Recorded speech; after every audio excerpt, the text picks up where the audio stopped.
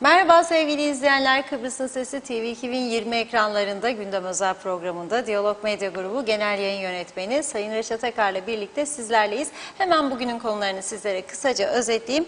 Cumhuriyet Meclisi uzun bir tatilden sonra yeniden çalışmaya başladı. Bugün de ikinci oturum gerçekleşti. Meclise yansıyan bilgiye göre 21 Haziran'da Mersinlik bölgesinde meydana gelen o büyük yangınla ilgili soruşturma hala da tamamlanmadı. Konuşacağız. Ayrıca Halk Meclis'ten yeni yasama yılında neler bekliyor? Vatandaşlarla yaptığımız röportajlar var. Onları da sizlerle paylaşacağız.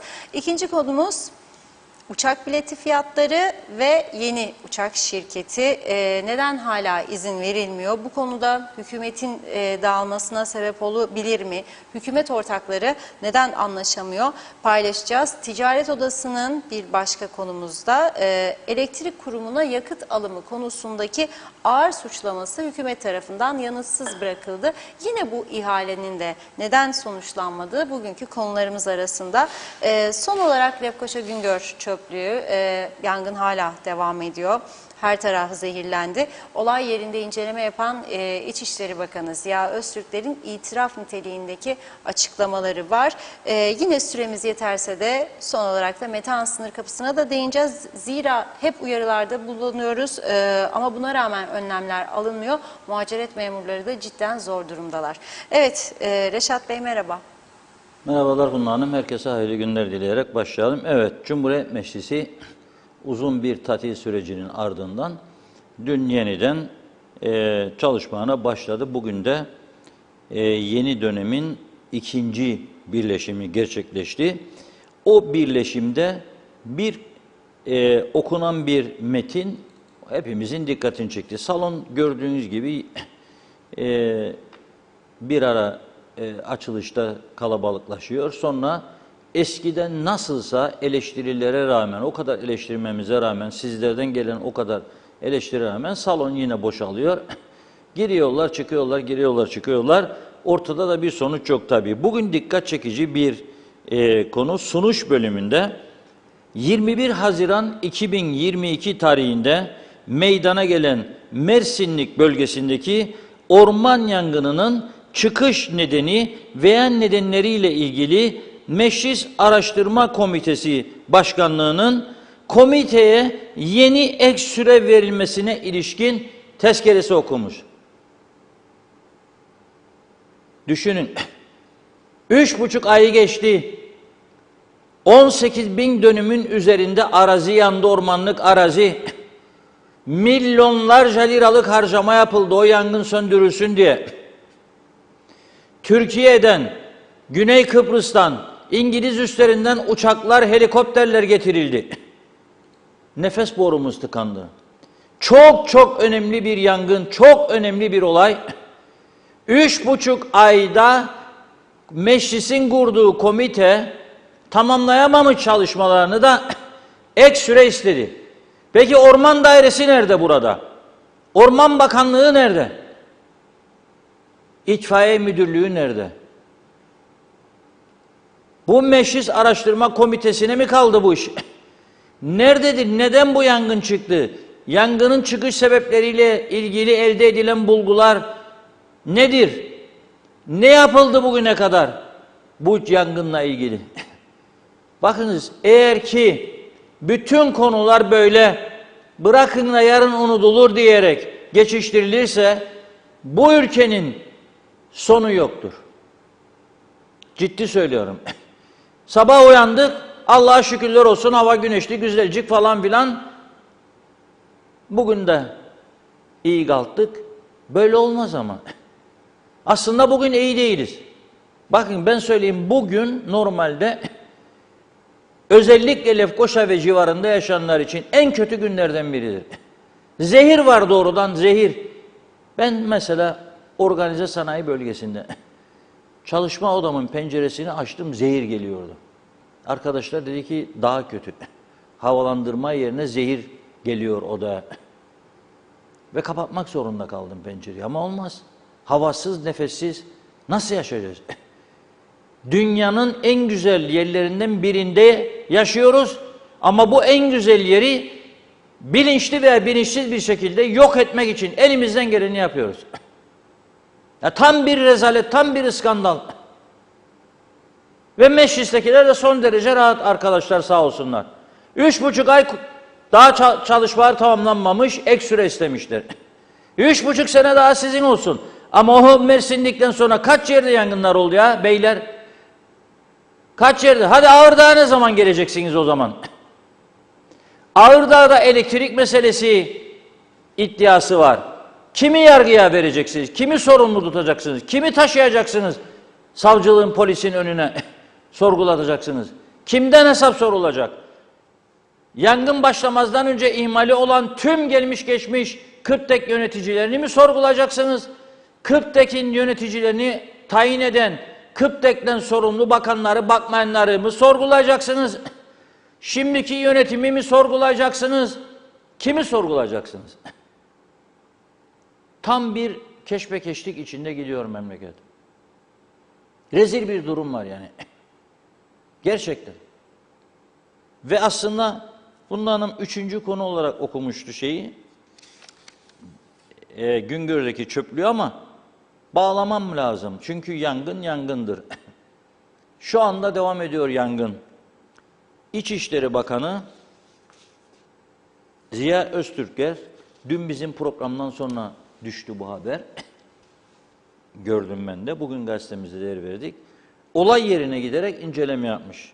Bakınız ne söyledikleri, birçok insan gazete okumuyor. Bu açık. Toplumun ezici bir çoğunluğu gazete okumuyor. Televizyon haberlerini çok iyi dinleyen insan sayısı belki %3, belki %5'tir. Haber bültenlerinden söylüyorum. Cep telefonla oynarken Facebook'ta biri bir şey yazarsa ona bakarlar. Aa öyle mi böyle mi? Ama haber gerçek mi doğru mu? İlgilenen insan sayısı çok az. Şimdi bu haberin içinde, aslında açıklamasının içinde bu ülkeyi sarsması gereken ifadeleri var. Ziya Öztürkler şöyle diyor. Olay yerine gidip inceledikten sonra sık sık yangın çıkması diyor dikkat çekicidir diyor ve diyor soruşturma yapılmalı. Ancak şöyle diyor, ciddi bir yetki karmaşası var burada diyor. Bu karmaşanın kaldırılması için hem İçişleri, hem Turizm Bakanlığı, hem de çevre mühendislerinin tecrübesinin ihaleye yansıması gerekiyor diyor. Şu anki yangını sadece bu şirkete bağlamak doğru değil ama geçmişten bugüne nelerin yapıldığı çok ciddi bir şekilde analiz edilmeli ve süreç iyi yönetilmelidir diyor. Yani ihalede yanlışlıklar var diyor. Uzmanların görüşleri, önerileri dikkate alınmadan yönetiliyor diyor. Çok ciddi karmaşası var diyor. Kim sorumludur belli değildir demek istiyor buralardan. Aynen Girne turizm limanı gibi, antik liman gibi, özür dilerim. Aynı Girne antik limanın durumu. Yıllarca biri dedi, ben dedi teknelerden sorumlu olacağım deniz kısmından. Biri dedi, ben dedi lambalardan, elektrik meselesinden dedi. Biri dedi, ben dedi o yolcuklarından, lokantacıklarından sorumlu olacağım. Biri dedi, ben dedi çöplerden sorumlu olacağım. Ya o bir antik limanın yönetilmesinde 4 tane bakanlık, 4 tane ayrı kurum mu sorumlu olabilir ya? Nedir bu rezalet? Şimdi de ihaleye çıkacakmışlar. Ben çok görüşlerine saygı duyduğum, deneyimli bir iş adamına sordum. Bana dedim mesaj atanlar oldu birkaç kişi. Keşke dedim sizin gibi değerli şeyler, işletmeler alsa. Antik limana adam etse. Yo dedi. Biz yokuz o işlerde. Niçin? Dedi gideceğim dersiz başımı derde mi sokayım? Orada birinin lokantacı var. Kimisi hava parasını almış, kimisi kirayla. Onları tertiplemeye çalışacaksın, onlar da üstüne hücum. Onlar da üstüne hücum. Birileri de diyecek sen güzelleştirince orası vay be ne paralar kazanıyorlar bakayım diyecekler. Onun için bu şekilde bırakacaksın Kıbrıs Türk toplumunu. Bu rezaletin içinde yaşasın mı diyorum kendi kendime.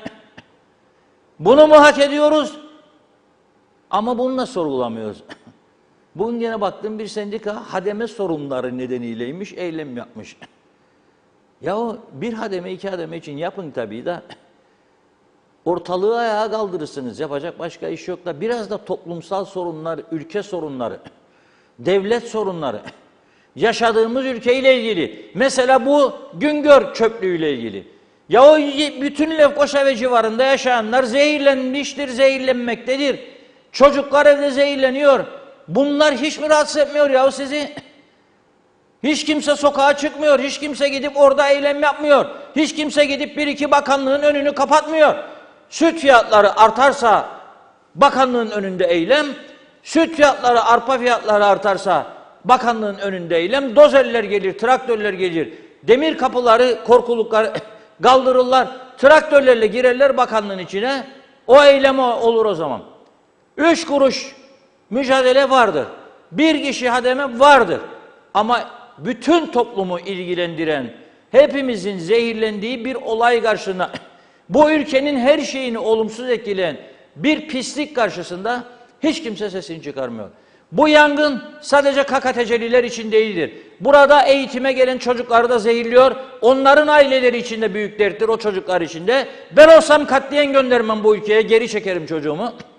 Katliyen göndermem.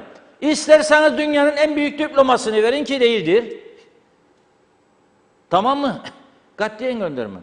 Turist olsam gelir miyim ya ben buraya? Neyin turizmi ya? Ne turizmi? Limana gideceğim, kitaplarda okuduğum antik limana. Kokudan giremeyeceğim içeriye. O tarihi binaların durumunu gördükçe üzüleceğim. Küfürü basacağım burayı şimdi yönetenlere ve yaşayanlara. Ben sinir olmaya mı geleceğim buraya? O kadar güzel ülkeler varken buraya sinir olmaya mı geleceğim? Veya Kıbrıs'ın öteki tarafı varken yollar temiz, Lefkoşa'larda bazı yerlerde 4 şerit. Utanır insan ya birazcık da. 4 şerit. Bütün yol boyunca orta refüjlerde korkuluğu bırak, ışık kıranlar vardır. Karşıdan gelenin ışığı gözüne gelmesin diye. Da ben geçeceğim metanın bu tarafına. Karanlık her taraf. Korku içinde. Trafik adacıklarını görmeyeceğim. Orta refüjü görmeyeceğim. Yolun nerede girdiğini, nerede çıktığını görmeyeceğim. Fosfor yok, boya yok, aydınlatma yok. İnsan hayatına önem veren yok. Rezil bir durum. Rezil bir durum. Daha ne kadar anlatacağız bunu bilmiyorum. Şimdi bazı insanlar da der ki bu adam da söyler falan da işte düşünmez mi? İlişkileri yani birileri bize küser ya başlar uğraşsın bizimle. Ne yapayım ya? Yani ben bu ülkeden ayrılmak istemem. Ama beni zorla ayırmaya çalışırlarsa ben de onlarla uğraşırım. Çünkü ben bu ülkenin iyi olması için kendi çapımda gerekli mücadelemi fazlasıyla verdiğim inancındayım. Ailemi de öyle yetiştirdim. Ama başkaları sonradan gelip yönetici pozisyonuna girip de bizi burada yok etmekle meşgul olacaksa ben bunun karşısındayım. Saraylarmış maraylarmış yapacak. Mevcut parlamentoda dev bir yangın, nefes borumuz gitti. Onu bile sorgulayamıyorsunuz. 3,5 ay yetmedi size. Hala daha süre istiyorsunuz. Da bu parlamento binası büyüse, 4 kat büyüse, 5 kat. Ne olacak? Tenis kort kuracaksınız kendinize. Çok yoruluyorsunuz da. Tenis oynayasınız. Yoksa futbol sahası, çim saha kuracaksınız da. Gidip futbol oynayasınız da. Çağırasınız Takatuku'yu, Berete'yi de gelsin, çeksin de yayınlasın da. Milletvekillerimiz ne güzel sosyal falan filan. Hak ediyor musunuz bunu? Başka ülkede olsanız Yeni Zelanda'da, Avustralya'da, Paris'te, Fransa'da, Almanya'da, İngiltere'de tamam deyim hakkınız olsun. Ama burada hakkınız yoktur. Hiç hakkınız yoktur. Hiçbir verimlilik yoktur. Tamamen parti emrinde kaldır Arap kaldır, indir Arap indir. Hiçbirinizin fikri yok mu ya çıkıp bu kadar yangın var. Ve çıkıp hadi bakalım hep birlikte davet ediyorum milletvekillerini. Gelin gidiyoruz oraya eylem yapıyoruz. Gelin Çevre Bakanlığı'nı kapatıyoruz. Bu işe bir çözüm getireceksiniz yahut da biz buradan çıkmayacağız. Diyen bir tane insan görüyor musunuz burada? Ne oluyor ya bu memleket? Bu kadar sahipsiz, bu kadar sorumsuz. Yazıklar olsun.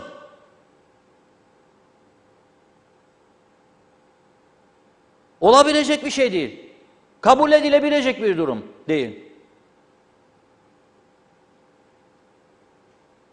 Bazıları övünür. Ben diyor İngiltere'de okudum. Okudum da ne gördüm ben? Bazıları diyor benim bu kadar deneyim vardı iş hayatında var. Ne yaptınız geldiğinizde?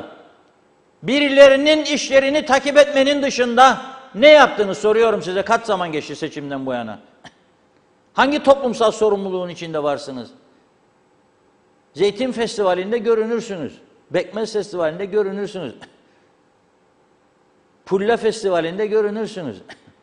Geldik oranın insanlarıyla haşır neşir. Bak halkın içindeyiz. O da sahtelik. Onlar da sahtelik. Sahte bir duruşlar. Senin görevin ben seni meclise orada görünesin diye göndermedim seni ben meclise. Ya düğünlerde görünesin diye. Senin görevin bu ülkeyi olduğu yerden daha iyiye taşımak. Yok daha kötüye. Her geçen gün daha kötü. Her geçen gün daha kötü. Ya bir çöplüğü idare edemeyen bizler hangi yüzle suratına dönüşümlü başkanlık istedik ya bu kadar zaman müzakerelerde? Hangi yüz suratına? Neyi idare edecek? İklim konferansına katılacak. Ancak gittiğimiz ülkede bir papa mapa gidip yeme içme olur. Onlar konuşurken. Yapabileceğimiz başka bir şey yoktur. Gerçekten ben mahcubum. Ve böyle bir istekte bulunmamızın anormal bir talep olduğunu düşünüyorum. Anormal bir talep. Birileri bizi yönetmek zorundadır. Biz yönetemeyeceğimizi kanıtlamış vaziyetteyiz burada. Bir çöplüğü yönetemeyen siyaset KKTC'de hiçbir şey yönetemez. Bir çöplüğü bile ki parasını da Avrupa Birliği verdi. Parasını Türkiye verdi, bir cezaevi hala açılamadı, bitti halde. Parasını gene Avrupa Birliği verdi, bir mezbaha, modern mezbaha açılamadı. Ve ben yediğim etten ne kadar güven duyarım? Sorun bakalım bana. Gücenmesin hayvancılar, kasaplar. Vallahi da billahi de duymam. Yersem de kuşku içinde yerim. Duymam. Onlar da duymaz aslında. Bir köye gittim, halk meclisinde. Çok methettiler, fırın kebabı yedik. Yedik. Koku da güzel geldi. Sabahleyin uyandım mı bir telefon geldi bana, o köyde yaşayan birisi. Dedi bana yedin ama bilin dedi bana kuzucuklar dedi. Nasıl kuzucuklardı? Nasıl dedim. Ne yapacaksın? Benim ülkemi yönetenler bunları tebessümle karşılar. Be bir şey olmadı. Oluyoruz ya. Herkes hasta. Oturmuş Tabipler Birliği. Bugün de erken ölümleri değerlendirmiş. Ama eskiye göre fazla bir şey yokmuşmuş. Ama sadeceymiş pandemi nedeniyle aşılanmalar falandan sonra kalp krizleri atmış. Kalp krizlerinin bana göre doktor değilim gücenmesinler. Ama onların hemen hemen hepsinden fazla okurum sağlık konularıyla ilgili araştırma yazılarını ve kendimi de öyle yönlendiririm. Kalp krizlerinin hani sebepleri birçok nedene dayalıdır. Yediğin yemekten de, içtiğin sulardan da, aldığın nefesten de, havadan da, yaşadığın stresli hayattan da. Bir defa bu ülkede en büyük sorun herkes birbirinin nice dosttur ama düşmanıdır. Senin kuyunu kazmak için elinden geleni yapar. Bir iş versinler başaramayınca ötekini yok edecek. Öteki başardıysa ha diyecek ben ona bir gazık atarım. Şimdi nereden geldiğini şaşırır. Birbirini yok etmek için yaratılmış bir toplum olduk. Son zamanlarda bir de külliye mülliye yerleşke melleşke kavgası. Türkiye'li taraf başka, Kıbrıslı taraf başka, AKP'li başka, CHP'li taraf başka. O öyle bu böyle, o ona sokacak, o ona bir şey yapacak. Ya birazdan memleket için bir şey yapın.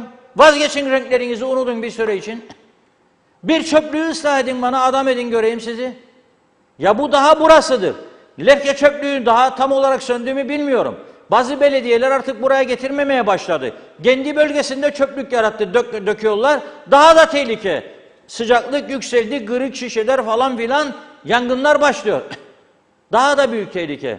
Memleketin her tarafı kirletilmiş, her tarafı çevre olarak katledilmiş durumdadır.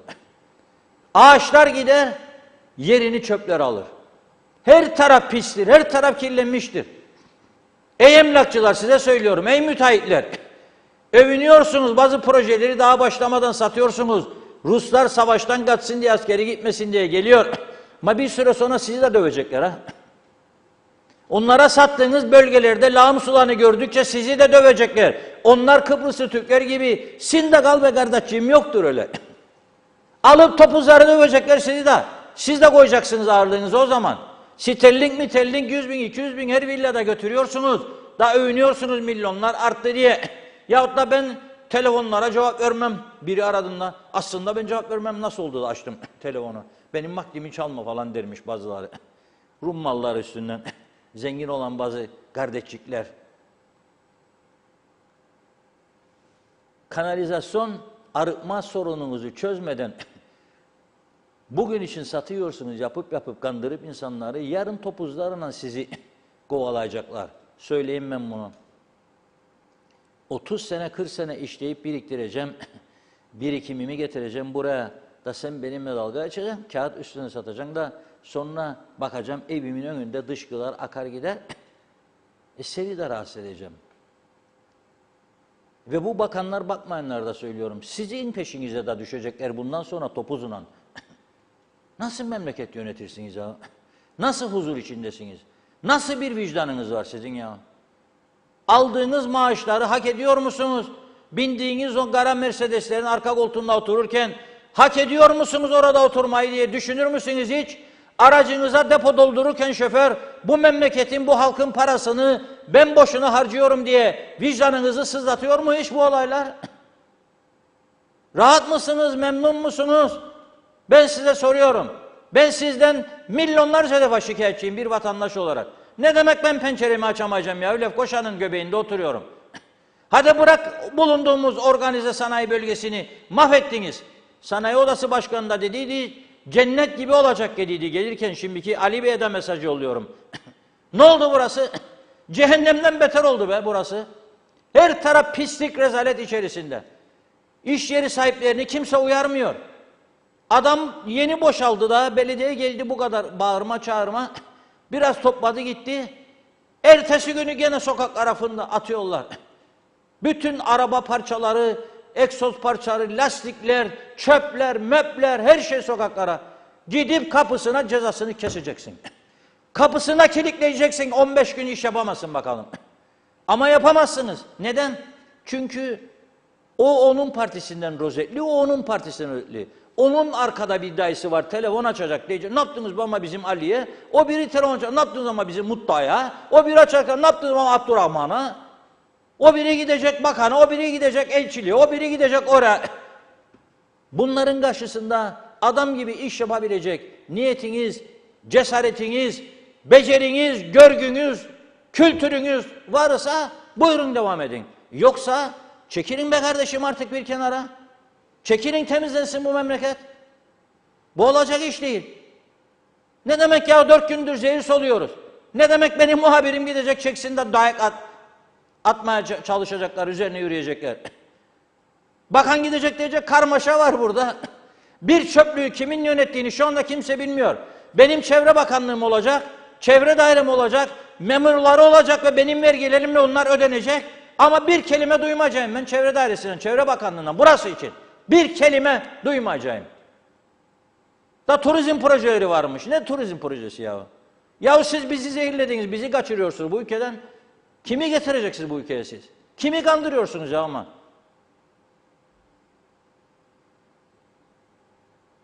Her sabrın da bir sonu vardır. Her sabrın da bir sonu vardır. Bizi bile bu kadar çileden çıkardıysanız yeter artık yani. Olabilecek bir şey değil bunlar ya. Ya bir ülkenin ticaret odası, en büyük ekonomik kuruluşu ve en zengin. CTP milletvekilleri vardır, ticaret odası başkanlığından geçme. Onlara da soruyorum. Fikri Toros Bey ve bulunduğu parti, mensubu olduğu partisine de. Siz ne yapıyorsunuz ya acaba? Hadi bunlar iktidar, eleştiriyorsunuz. Siz acaba? Bakın dün ticaret odasının ikinci açıklamasını kısmen okumuştum. Ama bir daha okudum. Ya diyor ki adamlar, açık bir soygun var diyor bu Kıptek'te. Bu ülkenin bir ticaret odası söylüyor. Bunu İngiltere'de söylese ticaret odası. Hükümet o an düşer ya. Almanya'da söylese, Fransa'da söylese, Yeni Zelanda'da söylese, Finlandiya'da, Danimarka'da, İsveç'te, Norveç'te hükümet o an düşer ya. Size diyor aynı firma 45 dolar teklif verdi, kazandı ihaleyi diyor. Siz diyor iptal ettiniz, aynı firmaya 75 dolardan ödeme yapıyorsunuz size yakıt getirsin diye. Arada 30 dolar fark vardır ton başına. Bu bir soygundur diyor, açık soygundur diyor size. İlk defa ticaret odası söylemiyorlardı, ben de devamlı eleştiriyordum. İki gün üst üste açıklama yaptılar. Ama böyle kalmaması bu lazım bu. Böyle kalmaması lazım bu. Madem orada soygun var, madem orada hırsızlık var, bütün iş adamları gidip elektrik kurumunu kilitlemelidir orada. Bu sözde halkın temsilcisi olanlar. Onlar madem yapamıyor bu işi siz yapacaksınız. Bugün en büyük maliyetlerde en büyük olay elektriktir bu ülkede. En büyük. Biz burada sözde televizyonculuk yaparız. Sen bana 49 bin lira fatura yolladın da ben nasıl çıkacağım içinden? Bu memleketin en büyük dev kuruluşlarına reklam görüşmeliydi arkadaşlar. 3 bin lira dediğinde bir ay aman derler. Vermek istemez arkadaşlar. Testi doldu, olmaya da bir saç teli incelir. Vermezler, sonra da her şeyi isterler. Düzgün medya, işte halk sorunları, ülke sorunlarını konuşacak. Tarafsız, bağımsız, kimseye teslim olmayacak, zarf kabul etmeyecek. Siz yarattığınız bu düzeni de birçok insan zarf kabul eder bugün. Hepiniz mahcup olmalısınız. Hepiniz. Ama şunu her zaman söylüyorum, bir daha söyleyeceğim. Kim ne isterse desin. O para doldurduğumuz testilerin içinde siz de boğulacaksınız. Kısmet olmayacak yersiniz. Çünkü bak sağlık sorunlarına ani ölümlerin sebebini araştırmış. Yahu şok yaşarık memlekette. Kriz yaşarık memlekette. Ne kadar sakinleştirici alacak insanlar. Hiç konuşur musunuz ya ey insanlar, sorarım size. Psikologlara kaç kişi başvurur? Psikiyatrist ve bazı psikologlar da tam uzman olmadıkları halde veya çevrenin etkisinde kalarak çok yanlış işlerde yapıyorlar. Mesela boşanma meselelerinde. Sizin için öncelik sizin rahatlamanızdır. Bu evlilikte mutsuz musunuz? Evet. Çocuklar düşünmeyeceksiniz o zaman. Ayrılacaksınız. Çocuklar onlar bir şekilde büyüyecek. Ne büyüyecek? Deli gibi büyürler işte. Deli gibi büyürler. Sonra onlar size gelir. İyice eğitim almadan, dünya görmeden, tam dibine enmeden kişilere göre yorum yapar. Hepsini söylemiyorum. İstisnar gaydeyi bozmaz. Hakkını veren çok başarılı psikologlarımız var. Onları ayakta alkışlarım, saygıyla selamlarım. Ama çok yayıldı bu iş. Zırt pırt bizim üniversitelerimiz doğuruyor. En fazla mezunla psikolog, en fazla mezun işletme, en fazla mezun eczacı, en fazla mezun hukuk. Siyah cübbelere gelir, tıkıdık gider 23-24 yaşında avukatlar. Birçok meseleyi bilmezler. Bizim bu ülke İngiliz döneminden gelmedir ya. Bazı aşırı milliyetçiler şimdi İngiliz dediğimde bana küfredebilirler. Ne isterse yapsınlar. İngiliz medeniyetine hayranlardan biriyim. Medeni bir toplum. Şimdiki kralın çocuklarını trafikten yargılamış bir ülkedir İngiltere. Bizim hukuk sistemimizde de İngiliz kanunları vardı. Bazen uygularlar hala, bazen uygulamazlar. Ama tabii ki buradan mezun olan arkadaşlar İngilizceye yeterli düzeyde sahip olmadıkları için davacıklarında İngiltere kanunlarını alıp da okuyup ona göre savunma yapamazlar. Her alanda abartı var. Rum tarafına her geçtiğimde bakarım. Giderken dönerken arabalara bizde olan lüks araçların %10'u yoktur onlarda. %10'u. Vallahi de billahi de yoktur. Ama onların yolları pırıl pırıldır. Onların yolları 4 şeride çıkmış bazı yerlerde Lefkoşa'larına kadar. Havaalanından Lefkoşa'ya getirecek daha hızlı bir şekilde, daha emniyetli. Veya Lefkoşa'nın havaalanına götürecek. Turistik bölge, deniz kenarı, Limasol yolu öyle. Bizim de buradan alacaklar Ercan'dan Lefkoşa'ya, Lefkoşa'dan Girne'ye karanlık kar içinde korkulu yollar, sarhoş sürücüler, uyuşturucu tesiri altında sürücüler, sokakta polis yok.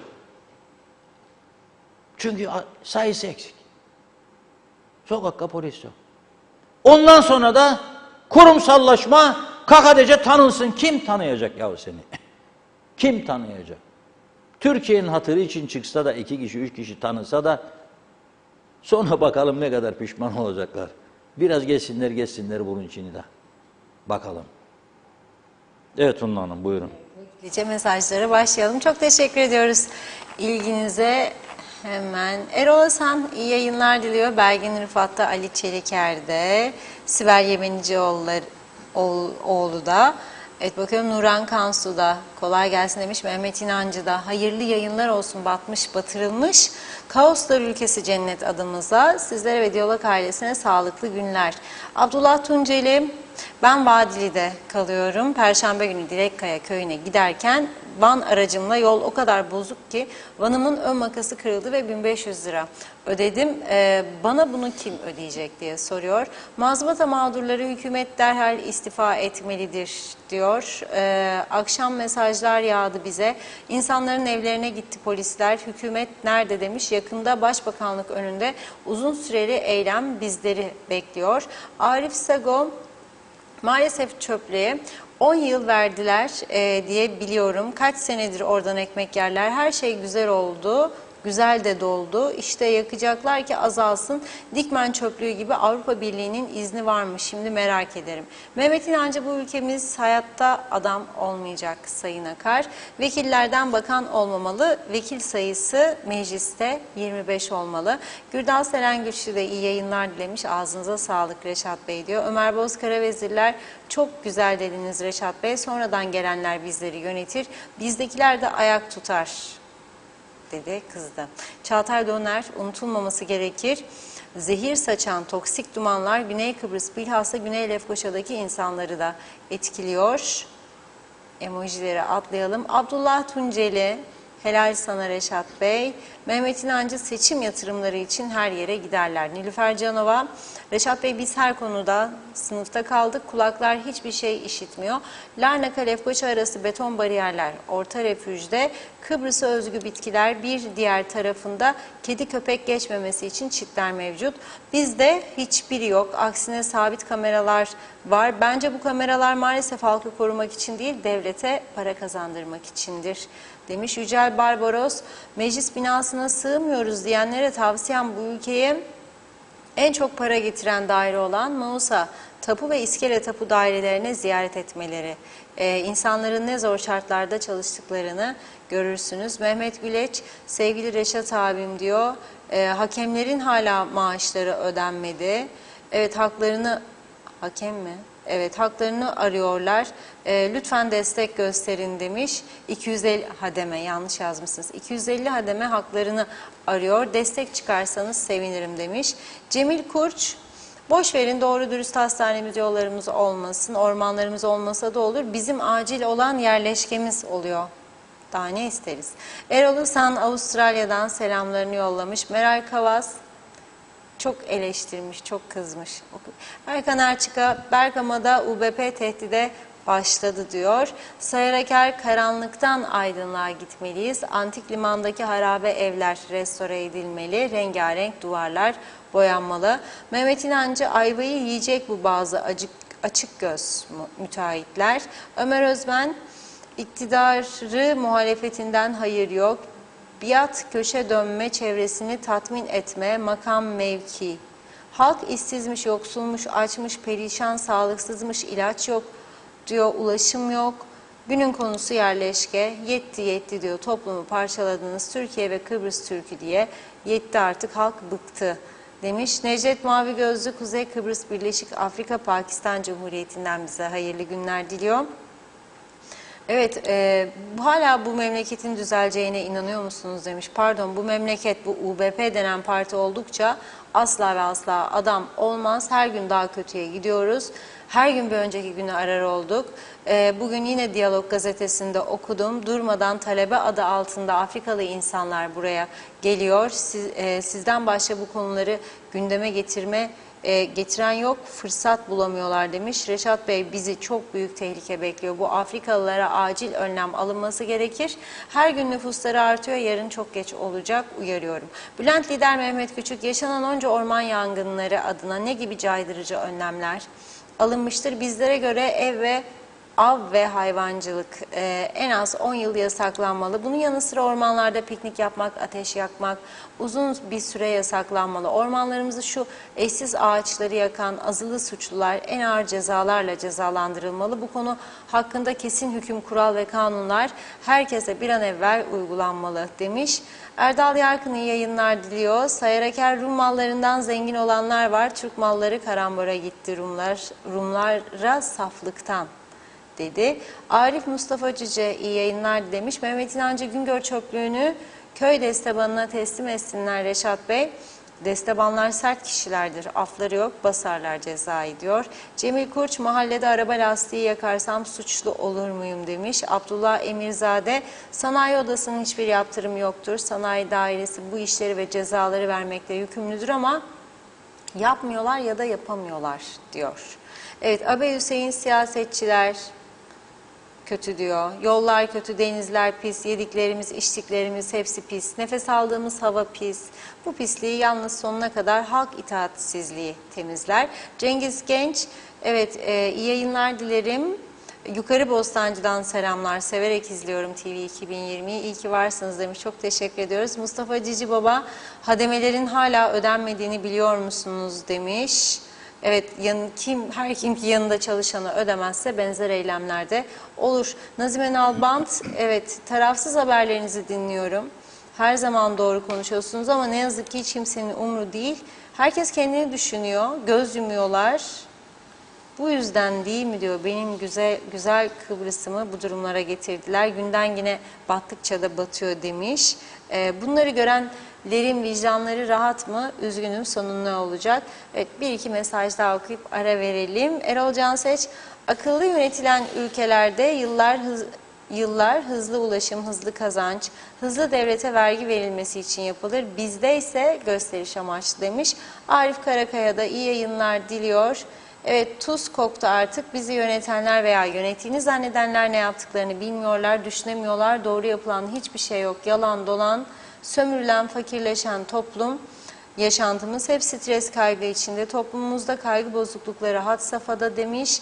Çeşitli nedenlerle kalp ve kanser patladı. Hastaneye gitse bu insanlar doktor yok. Özele gitseler bir muayene 500 lira. Patküt işleniyor, insanlar ölüyor ve buna dur diyen de yok.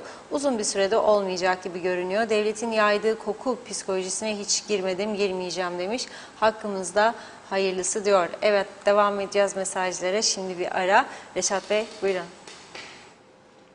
Evet, teşekkür ediyorum. Önce bir düzeltme yapayım. Konuşmamı geriye gidip izleyebilirler. Ben hademelerin için eylem neden yapılıyor demedim. Hademelerin ödenmemesi de büyük bir ayıptır. Ödenmeleri de tabii ki şarttır ve destekliyorum. Ama mesajım şudur. Sırasında bir hademe eksiktir okulda diye eylem yapan sendikalar dedim. Genel olarak konuştum. Veya dedim süt parası yükseldiğinde veya düştüğünde yem fiyatları arttığında eylem yapanlar dedim. Hayvancılar falan gibi. Böylesi toplumsal sorunlarda da dedim daha etkili eylemler yapılmalı ama kimse gitmiyor dedim. Gerçek de budur. Sadece bize dokunduğu zaman bir şey o eylemde varız. Ama genel hepimizi etkileyen, sağlığımızı, hayatımızı etkileyen konularda maalesef hiçbir şey yapamıyoruz. Külliye gerekliydi, gereksiz idi, yerleşke falan filan. Yarım saatlik bir eylem yapıldı o gün. Hoppala heşa gidiyoruz dediler. Gittiler. That's all. Bitti. Bu kadar. Şimdi de dün sordu Erhan Bey. Bitince dedi o parlamento binası gitmeyecek misiniz işine dedi. Cevap gelmedi. Gidilecek tabii. Gidilecek. O yıpranacak, ben biraz yükseleceğim. Sonra ben yıpranacağım, o biraz yükselecek. Aynı siyasi manevracıklar bu forever tiyarensi de devam edecek. Değişen bir şey yok. Yeni politikalar yok. Avrupa'ya uygun, gelişmiş ülkelere uygun, güncel politikaları güncelleme, daha modern, daha işlevli yoktur. Biz ona karşıyız veya biz ondan yanayız. O öyle, bu böyle. Yoktur. Böyle şey kalmadı. Yıllar önce dünya solu da değişti, dünya sağı da değişti. Ama biz değişemedik. Biz değişemediğimiz için o başından beri yürüttüğümüz siyaset da sahte siyaset tamamen çöktüğü için biz bugün daha kötü durumlara gidiyoruz. Her geçen gün daha kötü duruma gidiyoruz. Tekrar söylüyorum, bundan başka bir örnek yoktur. KKTC'yi yönetenler bir çöplüğü bile yönetemiyor. Bir çöplüğü yönetemiyorsanız başka hiçbir şey yapmıyorsunuz demektir. Sınırlarımızı Türk askeri koruyor. Silahımızı, tankımızı, topumuzu Türkiye ödüyor. Ne kaldı geriye? Ne kaldı? Suyu Türkiye gönderiyor. Hastaneyi Türkiye yapıyor. Yola para eksildiğin Türkiye veriyor. Sen ne yapıyorsun? Sen ne yapıyorsun? Topladığın zoraki vergileri ay başı dağıtıyorsun. Senin yaptığın, yapabildiğin tek şey bu. Bunun dışında bana elle tutur hiçbir hizmet sunmadınız 45 yılda. Hiçbir hizmet yoktur. Hazır olan göletlerin hepsini kuruttunuz. Son Datlısu Belediye Başkanı Tarım Bakanı ile iyi uzlaştı. Datlısu göletini temizlediler ve haşmini de artırdılar temizlendikten sonra.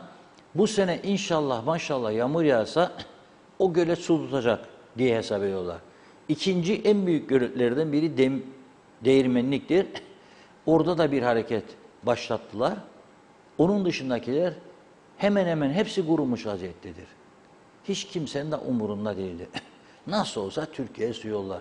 Ama unutmayın, fırtınadan koptuydu o borular, gene kopabilir. O zaman ne yapacaksınız? Kuyular da kurudu. Kuyularda da su yok. Ne yapacak? Yani bidonları bagajlara doldurup güneye geçip doldurup da mı gelecek? Geçebilen var, geçemeyen var. Ne yapacağımızı söyleyin, sorarım size. Nedir B planınız? Bir gölet dediler Datlısu'yu yaparken Tarım Bakanı şimdiki Dursun Oğuz Bey. Yaklaşık 700.000 TL'dir maliyeti dedi. Ya o ya belediye başkanı, ikisinden biri söyledi. 10 tane gölet 7 milyondur. 10 göletin tamiratı ve su tutacak hale gelmesi 7 milyon liradır. 7 milyon. Siz sadece 8 ayda kuzeye geçen Rumlardan 7 milyon euro kazandınız vergi olarak. Çarp 18,5'undan anla sen boyutunu için. Ne yapıyorsun bu paraları? Maaşçıklar, ek mesailer, okey, tamam. Görev yerine getirilmiştir. No problem. Dün bir açıklama yaptıydı Bülent Dizdarlı. Bugün de Diyalog Gazetesi'nde Vatandaş Yazıları köşesi en çok okunan da sayfalardandır. Benim yazımı 100 kişi okursa bu sayfaları 300 okur. Gücenmesi yok bu işin. Ne yapayım? Belki ben de bir süre sonra o sayfaya aktarılırım. Bomba patladı diyor Bülent Dizdarlı. Lefkoşa Devlet Hastanesi'nin eski başhekimidir. Değerli hekim arkadaşlarım, Doktor Umut Maraşuna'nın istifa mektubu ile bilinen olay diyor resmileşti. Haberi de var bizde ayrıca tabii. Hastanemizde acil uzmanı, bir tıp terimi var burada, gastrohepatoenterolog, immünolog ve alergolog yoktu diyor. Artık endokrinolog resmen yok. Plastik ruktif cerrah, mecburi hizmetçi, adli tabip, spor hekimi, nükleer tıpçı, bir tane. Adli tabibi yıllardır söylüyorum. Hani önemli olaylar olur ya, ölüm olayları şüphelidir, otopsi raporu bekleniyor. Tek kişi, Doktor İdris. Allah iyiliğini sağlığını versin. Hasta olursa otopsi de yok Kuzey Kıbrıs'ta. Ama daha dev parlamento binası Cumhurbaşkanı olsun ki bütün dünya görsün burada bir devlet var be biraderler. Bütün dünya görsün. Ama şart değildir bizde. Adli tıp uzmanı olsun. Bir tane yeter de artar bile. İzni yok olmayacak izni. İzindeyse çağıracaksınız. Adam da insancıldır diye, hizmetkardır toplumun diye, çalışmayı sever diye çağırdıklarında gelir. 3 gün Ankara'ya gittiydi bir eğitim meselesi için, hiç unutmam. Morgda beklediler cenazeleri, yapamadılar otopsisini. Kimsenin umurunda değil. Biz bakan olduk, memleketçiğimize hizmet ediyoruz. Siz bizi seviyorsunuz, biz de sizi seviyoruz. Allah razı olsun. Düğününüze de geldiydik, unutmayın. Taktıydık da 150 liracık. Siz benden memnunsunuz, ben de sizden memnunum. That's clearance, forever clearance. Daha nasıl anlatayım ya size memleketimizin halini? Gülerler bize. Maskaralı ki Durko Kiproslar derler bize. Maskara Kıbrıslı Türkler derler. Aynen budur durum. Onun için zaman zaman bazı arkadaşların ağırına gider. Rum polisi böyle atarmış kimliğini, pasaport. Üzülmeyin. Hak eden derviş muradına ermiş. Bizi öyle görüyorlar. Bir adli tıp uzmanı var. Da bana derler ki bu sağlık hizmetlerimize güven duyalım be arkadaşlar. Bak Türkiye hastanede yaptı bize. Sadece bu çalma çırpmalardan, elektrik kurumuna akaryakıt makaryakıt meselesinden kendi modern hastanemizi yapabilirdik. Neden bunun için elim? Ben onu söylüyorum. Neden bunun için kimse gidip ses getirici bir eylem yapmıyor? Yoksa hepimiz alıştık çalmaya çırpmaya, bu mudur düzen? Yoksa sadece birkaç lafçık söylerik de görevimizi yapmış mı oluyoruz? Yoksa bizim de arkadaşlarımız mı var oralarda dolaşan da partimize falan olmaya da küseller? Yoksa amca oğlu mu, yoksa dayı oğlu mu, yoksa bilmem nedir? Yapmayın ya bu kadar Allah aşkına. Artık usandırma noktasına geldi bizi. Usandırma noktasına geldi. Dayanacak hal ve güç kalmadı artık. Sabır kalmadı. Onu söylüyorum size. Sabır kalmadı. Ben eskiden daha çok hormonlu yiyeceklerle uğraşırdım. O açıdan araştırdıydım da öğrendiydim, bir Berelex tablet var, Alka-Seltzer gibi. Bir tanesini atıyorsun bilmem 20 ton, 30 ton, 50 ton suya. Sonra veriyorsun enginara, sabah yakın çat çat çat çat çat enginar büyüyor. Kelle de bu kadar. Meyhaneci der, yeni çıktı hadi sana özel getirdim der. Bana getirme derim, ben yemem. Enginar yeni çıktığında. Enginarı ben Mayıs ayında kokmaya başladığı zaman derler. Bir poşet doldururlar şurada, öyle 20 TL'dir, 15 TL'dir, o zaman alırım. Ha çok mu yani sağlıklıyım yerim daha? O ayrı. Zehirlenmeler seni rahatsız eder. En fazla da şimdi insanlardan ben rahatsız olmaya başladım. En güvendiğin insanlar seni nasıl böyle arkadan güm diye vurur. Ben insanlardan rahatsız olmaya başladım. Yemek memek derdini bıraktım. İnsanlar az yemek yiyerek yaşayabilir. Hatta daha sağlıklı yaşar. İddialıyım. Onun için bazar detoks yapar. Ben sordum bir doktor arkadaşa. Dedi senede dedi 3 gün dedi kara üzümden detoks yaparım. Nasıl dedim. Bir bardak üzüm, kara üzüm suyu içerim dedi. Yaz geldiğinde işte Eylül gibi kara üzüm bularır. Bir öğlen bir bardak gece, 3 bardak üzüm suyu, 3 gün. Böyle giderim dedi. Tabii su içeceğim dedi. Başka bir şey. Yemek yemen yedim yok, ekmek yedim yok, pastırmacık yedim yok. Boli bifçik yedim sandviçin arasında böyle hop hop hop hop. Yok. Ciğercik meyercik kavrulmuş sabah bile arasında. Yanında da soğanı böyle yumru gor içine. Yok diyor. Kokoreç mokoreç diyor. Çok sever Türkler kokoreci. Şeftali kebapçı, o da yok. Bumbarcık o da yok. Onun için Tabipler Birliği sorgularmış kalpten için. Sorun bakalım ne kadar ciğer tüketimimiz vardır. Başka ülkelerle kıyaslayın. Ciğer, kokoreç, pastırma, sucuk, mucuk tüketimimizi sorgulayın bakalım. Yok. Etleri, veteriner olmadan kesilen etleri sorgulayın bakalım. Yediğimiz, içtiğimiz ekmekleri, hayvanlara yedirilen yemleri, memleri sorgulayın bakayım. Yok. Hellimcik mellimcik kimse sorgulamaz. Maaş ödenmemiş işte insanların. Bu ıstes değil mi? Adamın kredi taksi kartı var. Ödeme günü geldi. Maaş yok, ödeyemiyor. Adam eve gittiğinde düşünür kaç para faiz binecek acaba? Bankacılar da tetikte bekler. Siz harcayın biz öderik derler. Öden ama ondan sonra benim canımı çıkarın. Bakmaz batan mağdurlarına. Ondan sonra canım çıkar.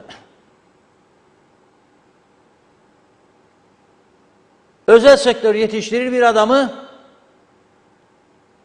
Yahu Allah iyiliğinizi versin. Allah gözcüklerinize de kuvvet versin, iyi göresiniz. Ya 550-600 kişinin olduğu kurum. Ben 2 tane adam yetiştirdim de alacaksın bana onu. 600 de 2'den yetiştiremediniz ya. Sonra bütçe yapacaksınız. 245 milyon lira vereceksiniz ya. Da sonra da bana da denetçi olacaksın, buraya geçip baskın yapacak. Çalışma iznin var mı yok mu ya, sigorta yatırımım. Hepsinin de vardı çalışma izni de, sigorta yatırımla bilmem ne işte. Bir tane buldum, pasaport poliste diye çocuğun, uzatamadı. Ama sigortasını kapan benden, adı kayıtlı sende, ihtiyaç sandığını kapan benden. Onu görmen de bana bunu. Ya o 20 bin tane zenci vardır çalışır. Sizin partinize bağlı belediyelerde de orada da burada da. Görmen onu. Dişin bana geçer senin. Onun için derim insanların birbirini yemeleri makam uğruna. Ve geçicidir bu makamlar, sonra nasıl bakacak birbirimizin yüzüne? Veya arkadaşlıklar. Aynı iş yerindesin, bir süre sonra değilsin, olmayabilirsin. Bitince ortaklık, insanlık da bitecek, dostluk da bitecek. Başlayacaksın değilsin, ben de oradaydım ama ne amması? Bir şeycik bulup söyleyeceksin. Onun için iyi bir durumda değildir ülkemiz diye düşünüyorum. Ve bu yönetim şekli, bu siyaset anlayışları bizi bu duruma getiren. Öyle düşünüyorum. Bir adam kırmızı ışık yandıktan sonra 5. 6. araba kırmızıdan sonra geçiyorsa o ülkenin yönetimini umursamıyor demektir. O ülkenin cezalarını umursamıyor çünkü ya ceza yetersizdir ya zaten ceza yazan yoktur. Bir ülkenin yolları çökmüş ise ve bu ülkenin çökmüş yollarını tamir etmek dururken lüks saraylar yapmak istiyorsa yönetim, o ülkenin sorgulanması en doğal olaydır. Ne? Vatan millete çevirdiler. Bize de ara sıra yazılarını koyduğum arkadaşlar var. Bunu isteyenler Rumların yolu. Ne Rum'un yarısı be? Yol isterim, hastane isterim, doktor isterim. Ayrıldı adam hastaneden tekmiş. Diyalog gazetesi bugün nasıl verdi? Adam böyle dedi. Bu devlet hastanesindeki tek endokrinolog doktor, doçent doktor Umut Maraşuna istifasının gerekçesini şu sözüyle açıklamış. Robot olsa yanar demiş. Robot olsa yanar. O çeker bir taraftan gel doktorum, o biri çeker gel doktorum. İkinci yok. Başka konularda da yok. Ve bir tane gencimiz pırıl pırıl, 2 üniversite Türkiye'de onkoloji radyasyonu üzerinde eğitim görmüş. KKTC Devlet Hastanesi'nin çok ihtiyacı varmış. Bir kişiymiş o da oradaymış. Babasını kaybedince erken zamanda annesi yalnız kalmasın diye Türkiye'de Samsun'da hastanede çalışırken çok iyi de maaşçık alırken geliyor annesinin yanında kalsın diye müracaat ediyor bunlara. Diyor normal zamanda siz bu genci alamazsınız oraya çünkü verdiğiniz para Samsun'da aldığının 1/3'idir. Verir dilekçeyi biraz sonra gider nerededir dilekçen derler. Yahu ver dedim. Bir daha. İkinci verdi. Vallahi kime verdiydin? Arşiv marşiv yok. Sen görüştüydün müsteşarla. Görüştüydüm bir defasında. Görüşesin gene. Görüşeyim gene. Müsteşar şimdi meşguldür ama. Gel 15 gün sonra. Gel bir ay sonra. Bir bakana sorayım. Bakan ben bakamam. Yahu iş bilmeden görevlere getiriyorlar sizi. Ve iş bilmediğiniz halde bu halk sizi seçiyor çünkü önüne sizi çıkarıyorlar. Sonra bekliyorsunuz bir şeyler olsun. Mucize olur ancak. Veya topuz olur, topuz. Ya güneyden güm ya kuzeyden güm. Sonra ağlamayın. Sonra ağlamayın. Uçak yok. Uçak yok. Şahit mi isterim ha bir tanesi Funda Hanım. Annesi babası gelecek. Uçak biletiymiş. 5.000, 6.000, 7.000. Başka arkadaşlar ma delirdi bunlar. Uçak biletleri 7.000 lira bir. Londra'ya gidip gelme daha ucuzlar ne kadar. Niçin? Uçak yok. Gidiyor Ulaştırma Bakanı Türk Hava Yolları yetkiliyle görüşüyor. Diyor ki ya uçak biletleri çok yükseldi. Kardeşim diyor o da arz talep meselesi. Bizim arz ettiğimiz koltuğun üzerine talep varsa fiyatlar otomatik bilgisayar ayarlıyor. Diyor artırın bize uçakları. Yok diyor ki artırın. Ben diyor dünyanın bütün ülkelerine uçuyorum.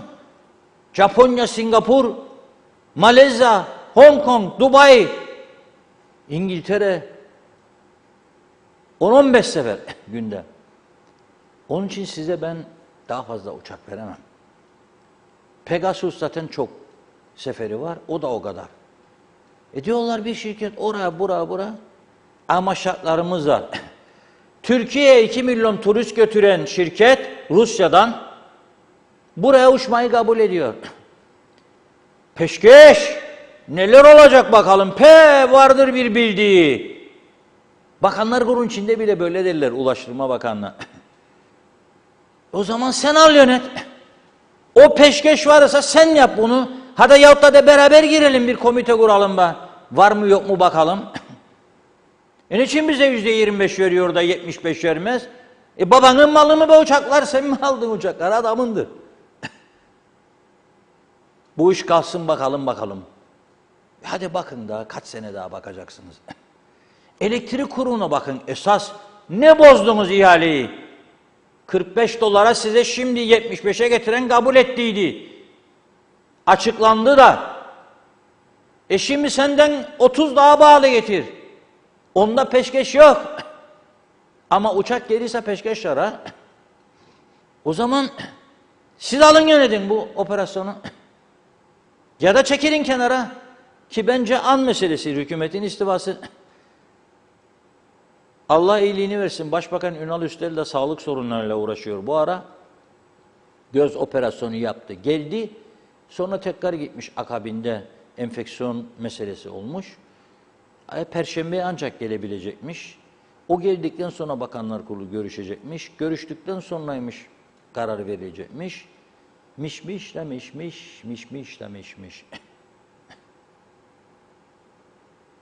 Onun için ne umutlanacağım ben yani? Ne umutlanacağım ya?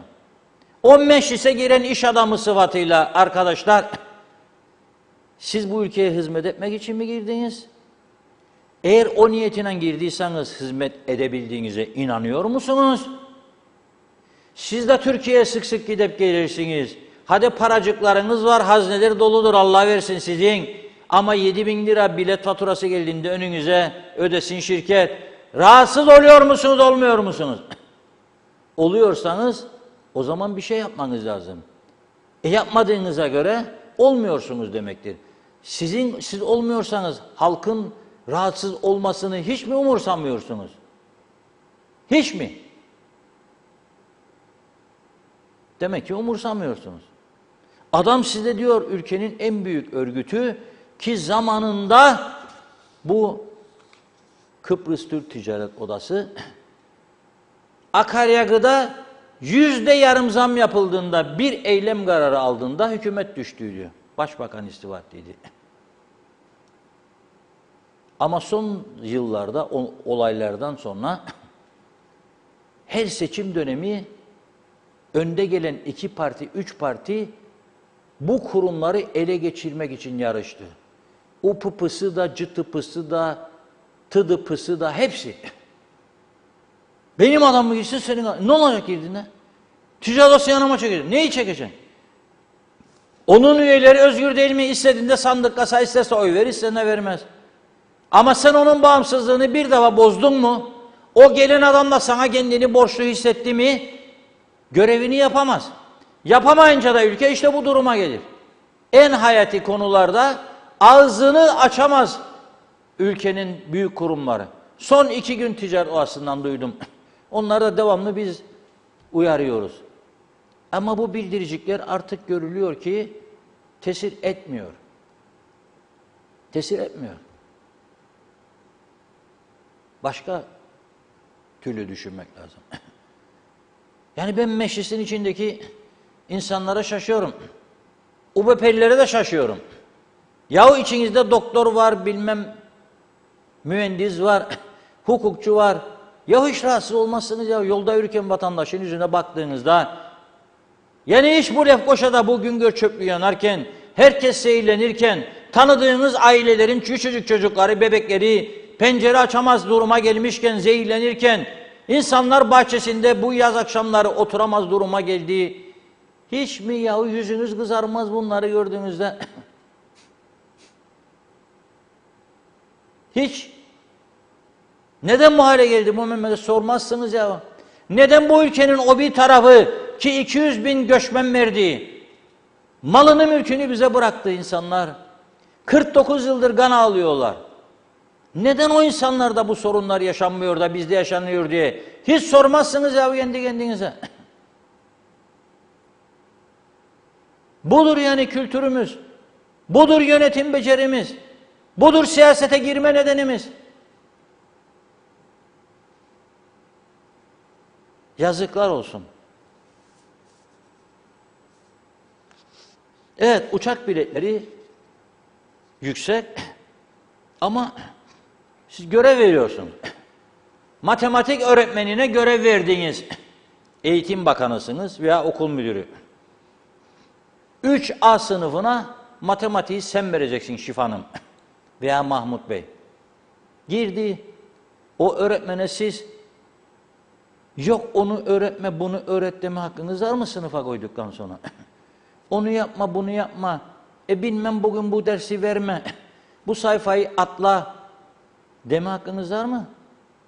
Yoksa bakan kabul ettiysen kendini, da oturduysa o da bakandır diye gücü olduğunu ve yetkisi olduğunu düşünerek anlaştıysa 4,5G, 5G ki ben 4,5G maskara ligini anlamadım.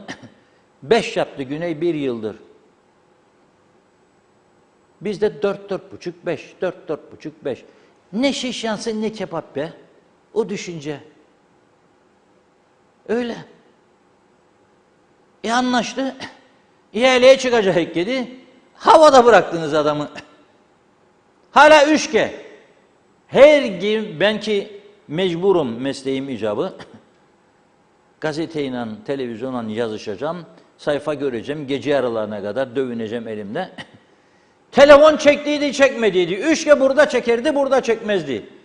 Trici aldık, darını yayın yapalım bir dışarıda. Hiçbir yerden yayın yapamayız. 3G çekmez. Öldü be kardeşler, bitti. Neyi beklersiniz siz? Yani bu ülkenin kuzeyinde size birazcık görev bıraktılar, birkaç tane meselecik diye. Her şeyi üstlenen taraf. Onu da siz birbirinize hava atmakla geçirirseniz, yani onu alacaklar elinizden. Ben olsam alırım vallahi billahi. Çekilin be kenara derim. 5G gelmiştir Kuzey Kıbrıs'a. Hadi varsa gücün diren karşımda. Bana ne bağımsızlıktan ne kendi ülke yönetiminden falan filan söz edersiniz ya. Verdi sözü gelir bakanlar buna. Yoo derlermiş. Kalsın kalsın kalsın kalsın. Ha sizinle görüşmedi şirketler diye. Koku mu alıyorsunuz? Alıyorsanız koku elektrikten almaya başlayın. Güngör'den alın. O kokular duymuyor musunuz ya? Hayvan leşleri yanıyor. Siz burnunuza gelmez mi bunlar sizin? Ben olsam ne ceza veririm bilirsiniz bu ülke yönetenlere? Sabahtan akşama kadar Güngör çöplüğünün yanından ayrılmayacaksınız. Zincire bağlarım oraya kendilerini. Bütün müdürleriyle, müsteşarlarıyla beraber buradan ayrılmayacaksınız akşama kadar. Hadi be bakayım sizi bu ülkeyi adam eder misiniz, etmez misiniz? Yok bana maskara ligi oynayacaksınız, devlet yönetirsiniz diye nice helikopterlerin üstünden yangın bölgesinden geçeceksin de 3,5 aydır bir Mersinlik yangınını sorgula bitiremedim soruşturmasını da bana daha süre ver da. Gidin işinize ya. Kimi kandırsınız ya siz ama? Kimi kandırsınız yani? Da Kuzey Kıbrıs Türk Cumhuriyeti çekim merkezi olacakmış, yatırımcılar gelecekmiş de savaştan kaçanlar gelir buraya. Çünkü burada Avrupa şartları yoktur diye, gor cebine paracıklarını gelir diye. Kandırmayın bizi. Ama söylüyorum yarın ilk onlar topuzlarına saldıracak. Evi satanlara da, belediyelere de, bakanlara da, bakmayanlara da. Çünkü hırsızlığa girer bu. Bu hırsızlığa girer. Sattın bana evi, bahçesi insan dışkısı doluyorsa, arıtmayı yok, kanalizasyon yoksa bu aldatmaya, hırsızlığa girer. Ben de sana hesabını sorarım. Şimdi hükümet onun için Erhan Bey ne görevimiz var burada falan diyor. Bunlara baskı kullanıyor yani çekilebilir diye. Ama tabii çekilirse 27'ye düşeceklermiş veya 26. Biri vallahi billahi hiç sayıları da artık beni ilgilendirmez. Mecliste yeter yetmez mi sayısı o da ilgilendirmez. Kim bakan oldu? Bakanların yarısının adını bilmiyorum bir defa. Mecliste milletvekillerinin yarısının adını bilmiyorum. Hiç de beni ilgilenmez. Müdür müsteşarların ya 2 bilirim ya 1 ya 3. O kadar. Hiç de beni ilgilendirmez. Bazen bana sorarlar, tanın sen o şeyin müsteşarını. Yok, kimdir o derim. Bana ne? Ben de isteyeceğim bir torpilcik sen tanırsaydın. Yok. Ben de öyle torpilcik yok. Tanımam, tanımak da istemem. Sen 2 ayda bir, 2 ayda bir bak, müsteşar değişen müdür de ben mecburum tanıyayım. Kimi getirdin, kimi götürdün? Ayıptır ya. Amerika'da, İngiltere'de, Almanya'da tahsil gören birçok insanımız var. Para verip dış ülkelerde temsilcilik yaptırdığınızda attığınız sonra kenara müşavir diye her ay verirsiniz 40-45'i daldır kova edecek. O da rahatçık ev içinde deniz kenarında. Sıkılıyorlar artık. Bunalıma girdiler. Ne için bu yasacıklarınızı değiştirmezsiniz de bir görevcik verir. Bu kadar eğittiniz ya, yolladığınız Amerikalar, Londralar, Hollandalara, Tanganyikalar bir yerlerde görgülerini artırdılar. Belki bir şeyler öğrendiler. Geçsinler biraz hizmetçik versinler. Yok. Da bir Güngör çöplüğünümüş, yönetim karmaşası varmış diyor. Bakan söylüyor bunu. Ben değilim bunu söyle. Bakan diyor ki yönetim karmaşası var. Çevre, turizm falan filan İçişleri. Ondan da hepsi sorumlu olsun. Bence başbakan başkomutan olsun çöplüğün mesela. Bakanlar da yardımcı komutan olsun. Orgeneral, korgeneral, tümgeneral, toğgeneral, albay, yarbay, binbaşı, yüzbaşı, çavuş, en aşağı gidin be kardeşler. Makam çok istedikten sonra kendinize verecek.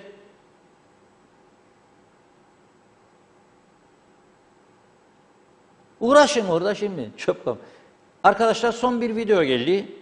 Güngör'de son durum diye verelim onu ekranlara lütfen. Şu anda bir izleyicimiz çekip göndermiş, sağ olsun, teşekkür ediyorum. İyi ki dostlarımız da arada, sevenlerimiz de çıkıyor. Sezgin Madincioğlu Bey'e gönderdim. Gelmedi mi? Sezgin Bey'den buraya gelmesi kaç gün alır acaba? Bir odadan bir odaya 2 metre mesafe var. Tamam diye yazdı da bana, okey dedi. Okey demek geldi demektir. Geldi mi arkadaşlar? Gelecek inşallah. Bakın bizde bile nasıl olur. Süreç uzayabilir. Çünkü telefon çalar. O saat onunla konuşurken onu bilir. Evet. Şimdi Arıklı Bey dedi ya, bugün gazetede çıktı.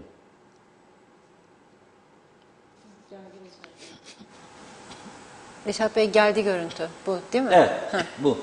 Şu anki durum manzarayı ummiye. Gördünüz değil mi? Olabilir, bir şey değil. Fotoğraf olsun. No problem. Durum bu. Diyor ki, yeni hava yolu ile sıkıntıların bu hafta içindeki çözülmesini umuyorum. Sorunun çözülmemesi halinde yapabileceğim hükümetten çekilmek olacaktır. Hazırladığım en önemli proje engelleniyorsa hükümette kalmanın bir anlamı yok. Bu kadar güzel bir proje Bakanlar Kurulu'ndan geçemiyorsa orada kalmamın bir anlamı yok. Aynı şekilde 4.5G, 5G internet projesine ilerleme kaydedilmedi. Bu konuda ihaleye çıkıldı ancak bir takım sıkıntılar yaşandı diyor. 2 tane bakan varmış. Arıklı Bey de söylemiyor, ısrarla kim olduklarını soruyorum. Söylemiyor, olmaz diyor, başbakan da yok diyor. Arkadaşlar diyorum siz sorun, belki söyler söylemez diyor. Onlar diyorlarmış ki beklesin biz tatmin olmadık bu uçak meselesinden. Ya aslında tatmin olmamakta haklıdırlar çünkü onlar da öteki taraftan British Airways'inden, Lufthansa Hava Yolları'yla, Singapore Airlines dünyanın en önemlisi, 1 numara. Onunla görüşüyorlar, Emirates'le falan, belki onları Ercan'a indirecekler olabilir.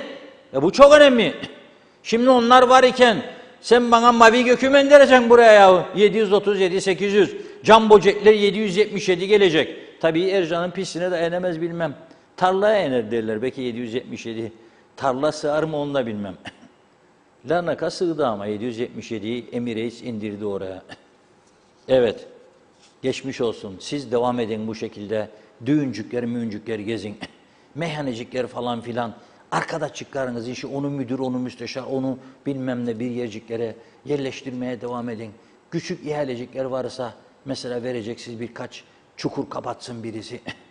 Ahmet'e ver bizim de Ahmet taşı etsin. Ahmet de alsın ihaleciyi. İlk paradan daha gitsin gıçatçığına yahut da hanımcığına bir mesedetçik ya bir cipçik alsın. Sonra ihale yarıda kalsın, yollar mollar. Görmezden gelin, kapatın gözlerinizi.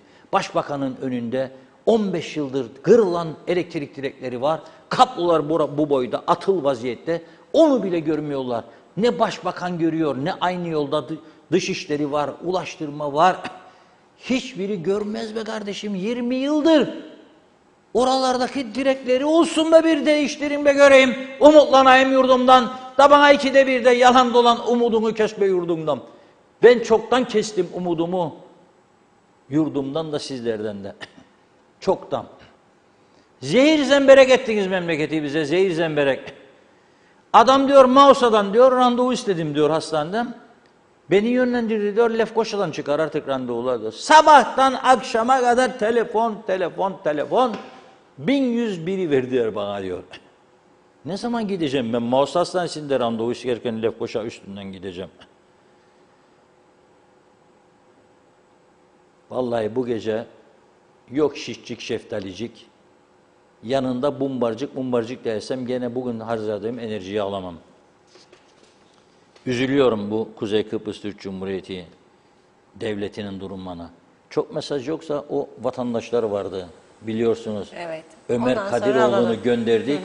Alın terini boşa harcamayalım. Vatandaşlar yeni dönemine başlayan Kuzey Kıbrıs Türk Cumhuriyeti Cumhuriyet Meclisi'nden ne kadar umutludur? Ben de ilk defa dinleyeceğim, birlikte dinleyelim. Meclis yeni yasama yılına başladı. Neler söyleyeceksiniz? Beklentiniz nedir? Beklentim çok var ama bunlarda hayır yok. Neden? Yoktur çünkü hiçbir şey yaptıkları yoktur hani. Ne yaparlar? Elektriğimiz tamamdır. Neyimiz tamamdır bunun içerisine? Hiçbir şeyimiz tamam değil. Umudunuz yok yani. Yoktur tabii. Peki beklentileriniz nelerdi? Beklentim çok güzel şeyler yapılması lazım ama maalesef yapılmıyor. Meclisteki siyasilere mesajınız ne olur? Vallahi halkı düşünsünler, halk kan ağlar. Pahalılık aldı başını gider. İnsanlar geçinemiyor. Düşünsen ben bu tuvalet kağıdına 160 lira ödeyeceğim. Düşünsen. Bir diş macunu 93 TL. Diş macunu. Gel de yaşa asgari ücretle 8600 liraymış. Buyur efendi. Hadi. Kirayı mı öden, elektrik mi öden, telefon mu öden, su parası mı öden, evimi geçindirin. Durup da o onunla kavga ettiydi, bu bununla kavgaları bırakacaklar. bu halkı düşünecek, bu devleti düşünecek. Yoktur öyle o cırt pırt gider oraya, o onu yapar, bu bunu yapar. Birbirlerini çekiştirirler. Çekmeyeceksin kardeşim. Oturun, insan gibi anlaşın. Bu insanları mağdur etmeyin. İnsanlara faydalı olan bir şey neyse yasa onun gelmesini istiyorum. İnsanlar en biraz ucuzluk işte hayat pahalılığından kurtulsun. Sağlıklara önemli versinler. İnsan millet için ne gerekiyorsa yapılmasını istiyorum. Dürüst olmalarını gayet olumlu ve halk ve millet için çalışmalarını istiyorum. Peki, Yani çok insanın isteklerini, arzularını tabii ki devletin ve milletin ne gerekiyorsa yasal ortamda yapmasına güzel çalışmalarını istiyorum. Vallahi halkın sorunlarına çözüm bulsunlar, bu ekonomik sıkıntılara çözüm bulsunlar. Bizim onlardan fazla da bir beklediğimiz yok zaten, hayat şartları belli, ortada her şey. Onun için yani beklentimiz bunlar, halkın sorunlarıyla ilgilensinler, halkın sorunlarına çözüm bulsunlar. Şu ortamda yani ama biraz zor gözüküyor ama yani bulmaları gerekir. Bunlar tabii canım, tabii beklentimiz bu yöndedir. Peki meclisteki milletvekillerine mesajınız ne olur? Vallahi halk için çalışsınlar, halka hizmet etsinler. Benim temennim bunlardı yani, halkımız için bir şeyler yapsınlar. İnsanlar yani çok zor durumlarda yaşayan insanlarımız var. Bizim için şu anda çok gerekli olan yasalar neler var bilmiyorum tabii. O kadar içeriğini bilmem mümkün değil. Bunları öncelikle geçirmeli ve daha aktif çalışmalı meclis. Yani bir gün toplanıp dağılıp, nisap yok dağılıp haftaya tekrar filan. Yani biraz daha aktif çalışmalı. Evet. Meclisin görevi bu zaten. Toplanamadan dağılmak, yasaları uzun uzun sürüncemede bırakmak. Mesela çok büyük çevre felaketleriyle falan karşı karşıyayız şimdi. Yani ilk anda aklımıza gelen bu konular var. Memlekette biliyorsunuz ekonomik durum iyi değil. Bunlarla ilgili meclis öneriler sunmalı, yasalar yapmalı. Halkımızın halini biliyorsunuz. Yani meclisin çok aktif ve belki haftadaki gün çalışma günü sayılarını da fazlalaştırmalı. Milletvekilleri, bakanlar, parti başkanları alıcı gözüyle bakarlarsa bu işe, benimserlerse bu işi, niye olmasın yani, olmayacak bir şey yoktur. Yoktur, ben inanmam yani. Yeter ki istek olsun. İstek olursa olsun yani. Yani şunu söylemeye çalışıyorum. Milletvekilleri, bakanlar seçildikleri andan itibaren bir sonraki seçimi nasıl kazanacaklarının hesabını yapmamalılar. Memleket menfaatine, insanların menfaatine ne yapılabilir? En azından mesaisinin, düşüncesinin yarısını buna ayırabilirse ben inanmıyorum. Yani şu anda bir milletvekili seçildiği an başlar hesap yapmaya, bir sonraki seçimi nasıl kazanacak? İşte ona, arkadaşına, ahbabına ne yapabilir? Dostlarına, ki yani bundan kurtulamadığımız sürece, bir sonraki seçim hesabından kurtulamadığımız sürece meclisi dediğimiz gibi 3 günde yapsak, 4 günde yapsak pek faydası olacağına inanmıyorum. Meclis yeni yasama yılına başladı. Neler söyleyeceksiniz? Beklentileriniz meclisten neler? Hiçbir şey. Ne bekleyelim yani, ne bekleyebilirik? Pahalılık, tamam mı? Efendim işte yasalar, nedir bu yasalar Allah bilir. Tamam mı? Başka ne bekleyin? Memleketin geleceği için, üretimi için, tamam mı? Memleketin ekonomisini, memleketin kalkınmasını sağlayacak kararlar beklerik ama çıkacağından da ümidimiz yok. Şimdi bir insan milletvekili olmak için yola çıktığında bir gayesi olması lazım. Bir gayesi vardır. Bir amacı vardır. Nedir bunlar? Ülkenin sıkıntılarını gidermek, halkla anadının iç içe, halkla işbirliği içerisinde, halkın dinleyerek sorunlarını çözmek gibi vaatlerle gelerek meclise bir işte seçimlerde hasbelkader katılıp kazanıp meclise giriyor. Bir de bakalım ondan sonra nisap sağlanamaz. Milletvekilleri meclise gitmez. Neden? Efendim kendi işlerinde anlaşmazlık vardır. O halkı ilgilendiren bir mevzu değil. Milletvekilinin görevi milletin sorunlarını çözmektir. Hiçbir şey beklemem. Neden? Hepsi aynı. Madem ki yeni seçilen arkadaşlar da eskilerin ağzına bakar, bu mecliste yok demektir. Değil mi? Kendi iradelerini kullanıp da oyunu ona göre çıkartma, parmak kaldırırlar. Biri evet der, hepsi de parmak kaldırır. Senin bir iraden olması lazım. Ülkenin her yeri bozuk. Onun için her şey düzelmesi gerekirdi. Başta siyasiler düzelmesi lazım. Bu düzen değişmesi lazım. Başka türlü düzelmez. Düzen değişmesi lazım. Meclis yeni yasama yılına başladı. Neler söyleyeceksiniz? Meclisten beklentileriniz neler? Meclisten beklentilerimiz halkın sıkıntılarını en iyi bir şekilde, en kısa sürede gidermeleridir. Yani bütün meclis çalışanlarından, yetkililerinden bunu bekliyoruz. Meclisteki milletvekillerine mesajım halk için çalışmalarını ve halkı refaha kavuşturacak iyi bir çalışma yapmaları, meclisten geçirmeleridir.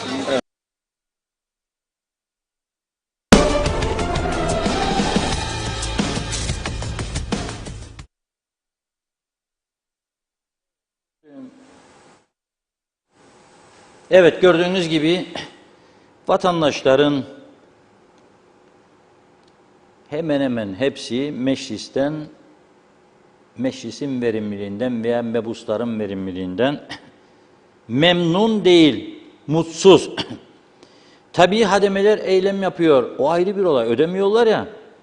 Hademeler eylem yaparken okulların kapısının kilitli olduğunu ve öğrencilerin nasıl okuldan çıkış yaptığını veya giriş yaptığını biliyor musunuz? Dün bana bir video gelmişti. O videoyu gönderen izleyicimiz kusura bakmasın, unuttuğumuzu düşünmesin.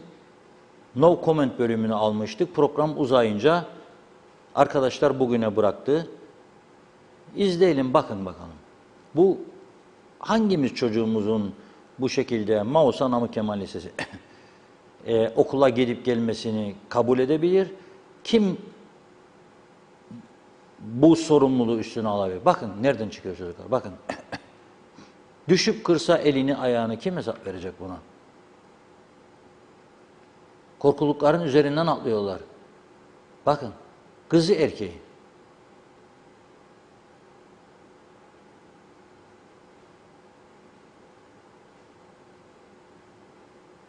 Ha ben bunu eylem yapanlar da suçlu değildir meselesine getirmem. Maaş ödenmediyse tabii ki yapacak eylemini. Maaş ödenmediyse tabii ki yapacak. Buna çözüm getireceksiniz siz. Bu hale düşürmeyeceksiniz insanları. Gene fotoğraflar gelecek. Fotoğraflar gelecek. Olgun Dayıoğlu. Bu arkadaşımız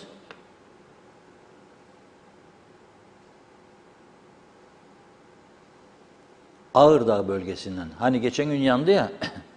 Daha bunlar Mersinlik soruşturmasını yapacak. Geçen hafta yanan Ağırdağ. Daha sıra gelsin. Çok yanan yer var. Ağırdağ daha sıra bakalım sene sonunda belki gelir. Bu da bugün yolladı. Ağaçlar elektrik tellerinin içine girdi. Yağmur çamur geliyor diyor. Fırtına gelecek diyor. Rüzgar kışa giriyor. Bir sallandı mı bu ağaçlar teller kopacak. Herkes ışıksız elektriksiz kalacak, karanlıkta kalacak. Kimin umurunda? Bana 10 Ocak 2012'de gönderdiği bir mesaj vardı. Okunmaz ama o mesaj yani sırf halkımız görsün diye istiyorum. Facebook'tan bana bir mesaj atmıştı Messenger'den. Demişti ki bana Reşat Bey, Ağırdağ'da elektrik telleri ağaçların arasında kaldı. Yangın çıkacak, yangın demişti. Mesajı da vardır. Bir mesaj gelecek. Mesajı da vardır. Öyle görünür. İşte bu. Onun yazdığı mor, benim cevabım mavi. Ocak 2000 ne zaman yollamış bunu ya? Ocak 2022'de yolladı. Yani bu yılın 10 Ocak tarihinde. Aradan 9 ay geçtikten sonra Eylül'ün son günü yandı Ağırdağ. Nereden? Elektrik tellerinin birbirine çarpmasından ve alevlenmesinden. Niçin? Çünkü elektrik telleri hem yıpranmış hem de ağaçların arasında kalmış. Şimdi bu araştırma komitesi kimi suçlayacak bilemem ben. Elektrik kurumunu mu? Elektrikten sorumlu bakanlığı mı? Kaymakamlığı mı? Valiliği mi? Pardon, valilik yok. Belediyeyi mi? Kimi sorgulayacaklar? Merakla bekliyorum. Gerçekten ilginç bir durum. Hakikaten üzülüyorum ama diyecek bir şey de yok. Diyor ki bir izleyicimiz, Reşat Bey diyor, bizi müziksiz bırakma diyor. Mesajlardan sonra mı geçelim müziğe? Çok mesaj var Funda Hanım'da. Çok var, gitti Önce bile. Funda Hanım'ın mesajlarını dinleyelim. Sonra tabii müziğimizde de sıra gelecek. Daha konuşmamız gereken önemli bir konumuz daha var. Evet, hızlıca başlıyorum. Doğan Faryalı, sabırlı olun, nasıl olsa bir gün sorunlar bitecek. Herkes huzura kavuşacak diyor. Marketlere gidemez oldu insanlar. Öyle pahalılık var ki ne sen sor ne de ben söyleyeyim. Aldı başını gider. Tema Yavaş Londra'dan selamlarını yolluyor. Ve diyor ki Londra'da Başbakan korona zamanı doğum günü partisi verdi. Partisi 2 ay sonra istifa ettirdi. Aytaç Bey, bir porsiyon pidede ciğer 100 lira. Halkımızı zombi yaptılar. Bizim halkımız ses çıkarmıyorsa biz ne yapalım Reşat Bey? Almış başını gidiyor. Ne denetleme var? Ne olacak bu halkın durumu? Çok vahim. Ne söylesem boş. İnsanımız bana dokunmayan yılan birin yaşasın der. Saygılarımla demiş. Sayar Aker, şehirleşme bizim halkımıza yaramadı. Köyde yaşam ve durgun çoban hayatı dünyadan habersiz daha mutlu kılardı insanlarımızı. Şimdi olduk şehirli. Psikolojimiz delirdi. Necdet Mavi Gözlü, her türlü konuda Guinness Rekorlar kitabına adayız. Belki aday değil de diyor, rekorlar kitabına girmiş bulunuyoruz. Rekorlarımız kimse sanmasın ki iyi yapılan bir şey yüzünden. Hep kötü rekorlar bizde. Nüfusun 15 veya daha fazla katı herhalde bizde diyor. Günlük hırsızlık, uyuşturucu tecavüz, kara para. Bizde uzay çağında elektrik sorunu olan tek ülke. Herhalde dünyada bir tek bizde diyor kötü yollar. Nüfusa göre hapishane, hastane, okul yetersiz. Bizde hiçbir şeyin hayrı olmayan ama külliyesi olan tek ülke bizde. Tüm rekorlar bizde demiş. Bütün dünya bizi tanıyor. Benden bugünlük bu kadar dedi. Cengiz Güzelay, Reşat abi, siz Kıbrıs'ın tarihçesini en iyi bilenlerin başında gelenlerdensiniz. Ben 74'te 10 yaşındaydım. Bu ülkede gitmediğim, basmadığım metrekaresi kalmamıştır. Haliyle Karpazburnu'ndan Akamaburnu'na kadar olan coğrafyadaki birçok insanı tanıyorum. Kim kimin nesidir %85'inin geçmişini bilirim. Kim neydi ne sattı onu da bilirim. Şu anki mevcut statüko devam ederse 5 yıl sürmez. Güney Kıbrıs'ın hazinesi çöküntüye uğrayacak. Türkiye'den gelen turist öğrenci statüsündeki mülteciler kuzeyden güneye Avrupa Birliği topraklarına geçecekler. Tel boyları, sınırları aşarak binlerce mülteciyi Kuzey Kıbrıs sayesinde her yer mülteci kaynıyor demiş. 83'ten sonra yapılan hiçbir şey geçerli değil. Koçanlar ve yapılan vatandaşlıklar bile geçersizdir. Son polis genel müdürümüz de rahmetle uyusun, Namık Birgen'di. Tıpkı Sayın Akıncı'nın sonra başka toplum liderimiz olduğu gibi bunları siz de biliyorsunuz diyor ama bilmeyenler işlerine gelmediği için bilmezden gelenler için söylüyorum. Kuzey Kıbrıs'ın kuruluşu Kıbrıslı'yı bitirmek için en büyük tuzaktır dedi. Devlet kadrosunda çalışmaya yeterli olanlar var mıydı? Deretepe dümdüz memleketin denizleri, dağları küle döndü. Emlakçı müteahhitlerse hala satış pazar peşindedir. Altyapı diye bir şey yapmayanları yargılamak gerekiyorken alkış tutanlar bile vardır demiş. Aytaç Bey, elektrik kurumu da hikayeye götüren götürecek. Niye böyle yapıyorlar? Yazık demiş. Allah hepimizin yardımcısı olsun. Başka bir şey demiyorum yazdı. Kozan Yorgancıoğlu da eleştirmiş. Bunların suratını benzetiyor. Güzinetik üreteceğiz, güçleneceğiz denildi. Üretenler batıyor, tohum mazot pahalı, komisyoncular üreticiden 3 liraya aldığı sebzeyi 30'a satıyor. Hiçbir destek almıyorlar, hayvancı batıyor, halk batıyor, güçlenme devri bitti, batma devri başladı maalesef. Ömer Boz Karavezirler, Bunların yüzü neden kızarmaz demiş. Güldürmeyin beni. Adam hayvancı eleştirir, söver, sayar. Sonra Cumhurbaşkanı'nın açılışına davet eder. Adam hükümete söver. Oy veren elim kırılsın der. Sonra UBP MYK'sına gidip resim çekip atar. Taçoyu olsun diyor, diğer vekiller olsun. Öncekiler ne yapmıştı der. Madem ki öncekilerden memnun değiller. Bunları seçtiniz. Şimdi neden eleştiriyorsunuz? Arkalarını sıvazlayan hikaye işleri. Salih Çeto iyi yayınlar dilerim demiş. Evet, Hasan Kebapçı... Başka birisine cevap veriyor, okumayayım onu. Özkan Bişmiş, ben şu an milletvekili olsam sokakta dolaşamazdım, utanırdım. Hele iktidarda olsam hiç sokağa çıkmazdım. Hasan Nihat Erduran, ambargosuz Kuzey Kıbrıs her ihtiyacını karşılamaya muktedirdir diyor. Vergilerde ise bir bütçe daha gizlidir. 42 hükümet iç işleri toparlamaya yeterlidir. Ambargolara, Birleşmiş Milletler'e o ucube demode 186'ya kafa tutar, ambargolar kalkmazsa BM gidebilinirdi. Bak nasıl okuyordum ya. Tam bir sorumsuzluk demiş, hayal kırıklığıdır bu durum, üzgünüm diyor. Hasan Kebapçı, Kuzey Kıbrıs Bakanlar Kurulu'ndan kurucu Cumhurbaşkanı anıt mezar projesi de bir türlü geçemiyor fakat kimse hükümetten çekilmiyor demiş. Mehmet İnancı, jumbolar inerse pis kiremit gibi dağılır herhalde dedi.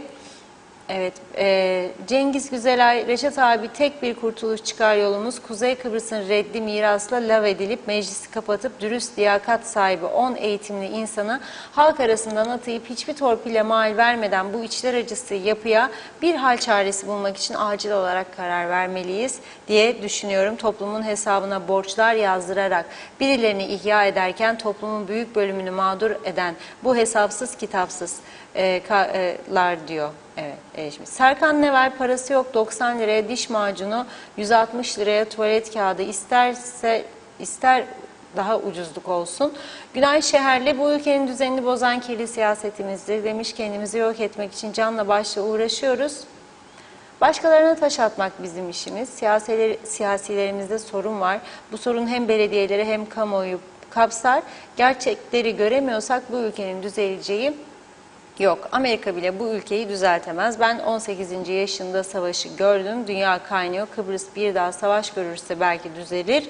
Çünkü toplum bıkmış durumda dedi. Evet, Doğan Falyalı, adam her gece meyhaneye gider. Mezeyle karnını doyurduktan sonra bumbar ciğerini de yiyip evin yolunu tutar. Gariban da patates kaynamış ve zeytinle geçiştirir. İşe gidince de yarı yolda kalır diyor. Evet, Hasan Nihat Erduran, ülkenin adalet sarayına da ihtiyacı var demiş. Neden kampüse eklenmiyor? Arazi büyük ve yeterli. İlker Çetin, lütfen her yayınınızda yine limanın halini gösterin demiş. Israrla bekliyoruz. Özlem Ayşegül Deniz kurdu. 6-7 tane kanal var diyor. Herkes doğruyu söyler fakat doğruyu yapan yok. Demek ki birileri doğruları yapmak istemiyor veya engelleniyor demiş. Evet, Yeliz Su, şikayet edeceğini o ağacı budasaydı Reşat Bey, bizler de halk olarak umutsuzuz demiş. Ömer Boz Karavezirler, bu mesajı okudum. Garanti mesajı olmuş o. Hüseyin Reyhan, bence suçlu ağaçlardır, büyüdüler. Reşat Bey iyi yayınlar diledi. Melis Konyalıoğlu, evet, diyor ki 2018'den beri hademelik yapıyorum. Maalesef emeğin karşılığını alamıyorum. Devlete sesleniyorum. Bizlerin hakkını yemesinler. Okulların direği bizleriz. 4 aydır elimize sıcak para almadık dedi. Son 1-2 mesajla tamamlayacağız galiba. Sayaraker, dondurmam kaymak deriz. İşimiz hep kabak diyor. Sustuk dedi. Mehmet İnancı, her kim suçluysa bu adada yeni hapishaneye götürülmeli, siyasi suçlular da diyor. Mazbata mağdurları da hükümet derhal istifa etmeli. Akşam mesajlar yağıyor, bize polisler evleri geziyorlar, mazbata mağdurları çok zor durumda. Nerede bunlar? Oğuzhan Bey de hava atıyor halka güya, yasa çıkarttık diye. Sizin yapacağınız yasa böyle olur. Yakında Başbakanlık önünde eylemler başlayacak. Yeter bu halka çektirdiğiniz dedi. Evet, şimdilik tamamlayalım. Reşat Bey, buyurun. Evet, çok teşekkür ediyoruz. Şimdi geliyor sürekli mesajlar, fotoğraflar, sağ olsun izleyicilerimiz de çok büyük katkı koyuyor. Beni en fazla mutlu eden olay budur. Bir yerde hareket varsa orada bereket vardır. Bizi herkesin ezici bir çoğunluğunun, ülkede vatandaşların, halkın izlediğini ve anladığını düşünüyorum. Bunu görüyoruz. Çok sağ olun, var olun. Biz de burada doğrudan şahısları hedef almadan ülkemizin gerçek sorunlarını dile getirmeye çalışıyoruz. Çünkü üzülüyoruz. Çok daha iyisini hak ettiğimizi düşünüyoruz. Ve bu ülke gerçekten iyi bir yönetim olsaydı bugün çok farklı konumlarda olurdu. Şimdi bana Şefik Bey yazıyor, diyor ki, Reşat Bey diyor, bu biraz sonra gelecek. Litvanya'dan diyor Londra'ya uçtum dün diyor, dün. Beklerken diyor ekrana baktım diyor uçuş saatlerine. Sabah 8 ile 18 arasında diyor Litvanya'dan Litvanya'dan Antalya'ya diyor tam 11 uçuş vardı. Bakın Litvanya'dan Antalya'ya 11 uçuş. Turizm istersen böyle olur. Yok ki 10 kişi oturacak. Ulaşımdan sorumlu diyecek ki ben böyle bir şey tartışacak. Öneriniz varsa koyun diyecek. Bakalım beklesin. Ne kadar? Ve ben öğrenciyim, buraya okumaya geldim. Bıraktım turizmi de. Ailemi gidip göreceğim, gidemeyeceğim göreyim, cuma gecesi de pazar döneyim. Veya annem babam gelecek, getiremeyeceğim. Veya onlara diyecekler 7.000 lira uçak bileti. Nedir be kardeşim bu? Size mi kaldı bunlar? Sizin yüzünüzden bu kadar insanın acı çekmesine nasıl tahammül edecek biz ya? Ne var bunlar? Niye bunları düzeltemiyoruz? Ya adamlar yalvardı, Jettu, Vizyer yalvardılar getirsinler.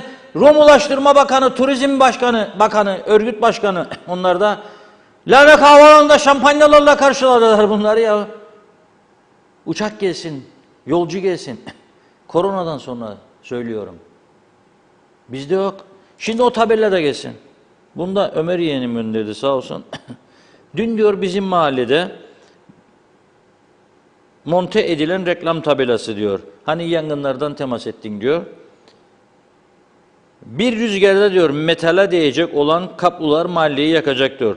Kablo ile o metal arası, yani tabela, metalden yapılmış tabela arası sadece 10 santimdir diyor. Rüzgardan tık vurdu mu teller 10 santim kopacak. Kimin umurunda?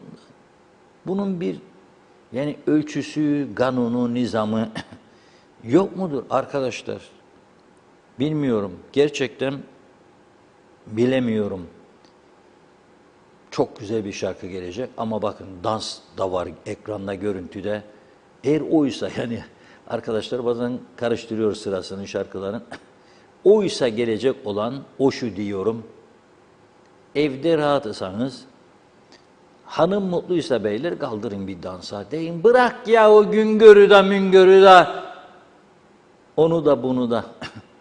Gel 5 dakikadır unutalım olumsuzlukları diyebilirsiniz. Buyurun.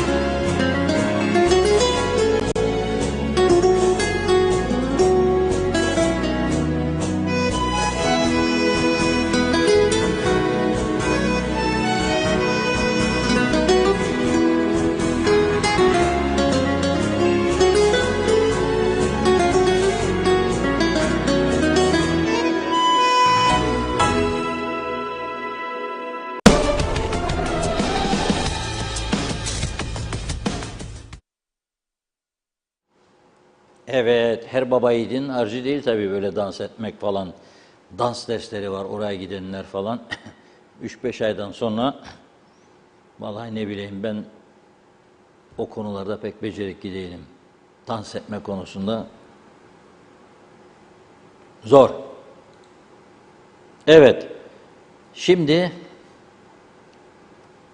uçak, turizm, ekonomi, devletin zenginleşmesi, gelirlerinin artması, o gelirlerin hizmet olarak vatandaşa yansıtılması, yeni yollar,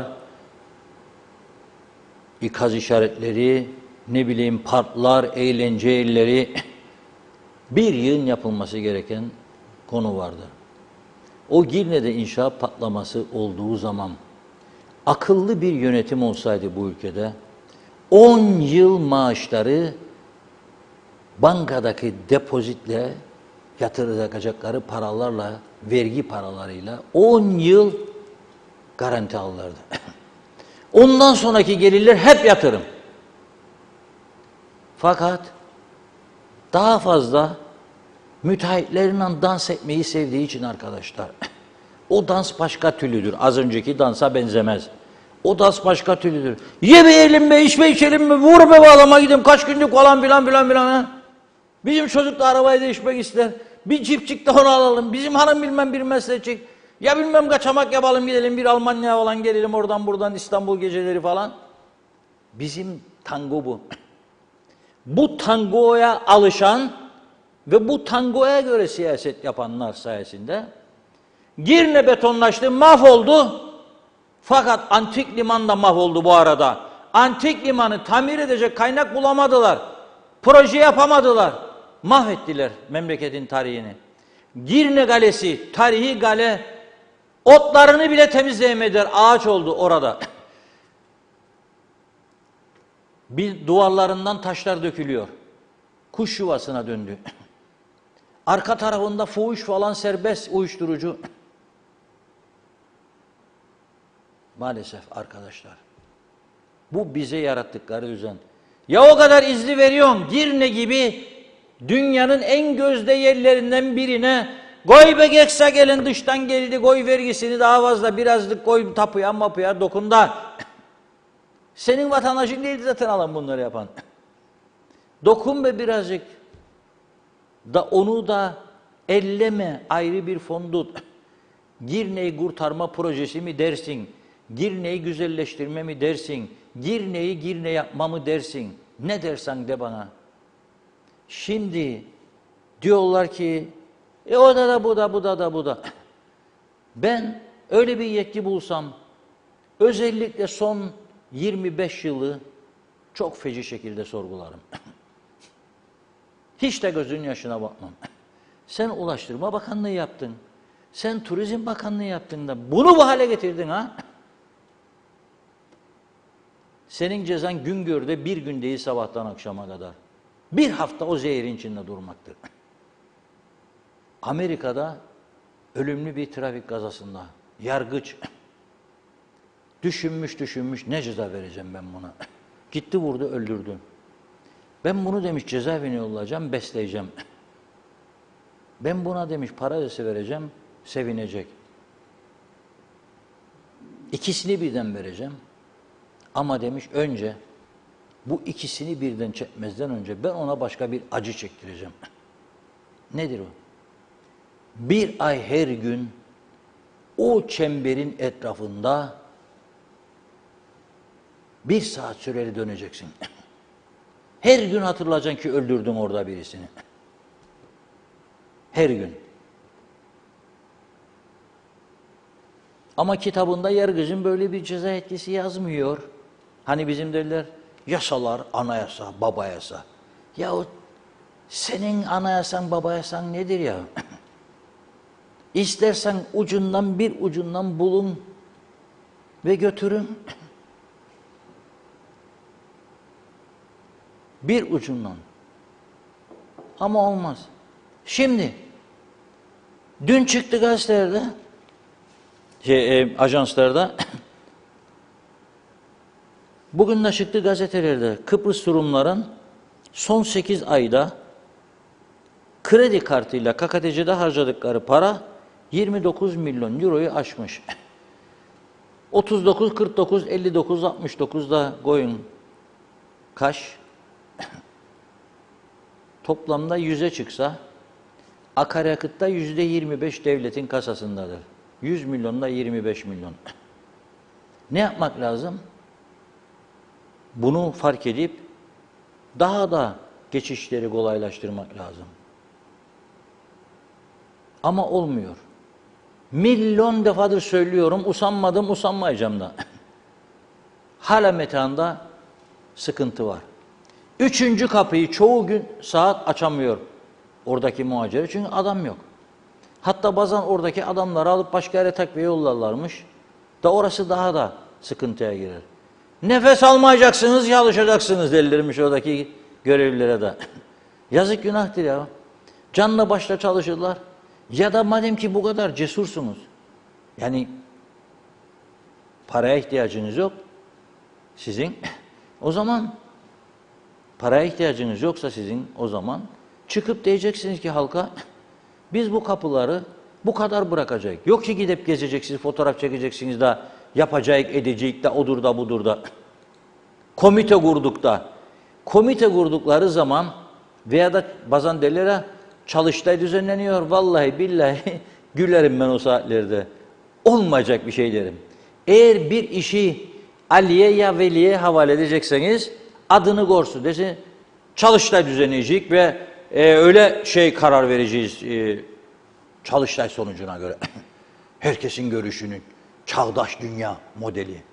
Hiç sonu çıkmaz. Komite kurduk da bakacak. Hiçbir şey çıkmaz.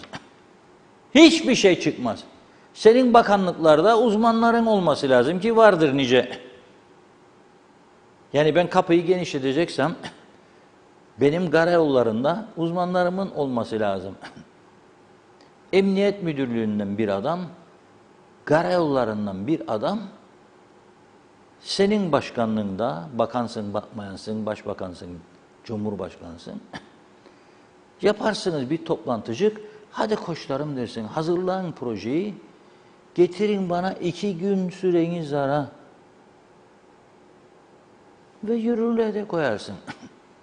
Niyet olması lazım. Ama randevular var, MYK toplantıları, parti meclisi var. 2'de 1'de kurultaylar var. 2 ayda bir hükümet değişim var. Yönetim kurullarına atama toplantıları ve kavgaları var. Akşam meyhane, paydaşlar, partililer. Bir şey olmaz. Evet, bugünlük bu kadar. Çok teşekkür ediyoruz. Yarın inşallah yeniden birlikte olacağız. Evet. Biz de size çok teşekkür ediyoruz değerli yorumlarınız için ve veda ediyoruz sevgili izleyenler. Yarın yine aynı saatte görüşmek üzere. Hoşça kalın.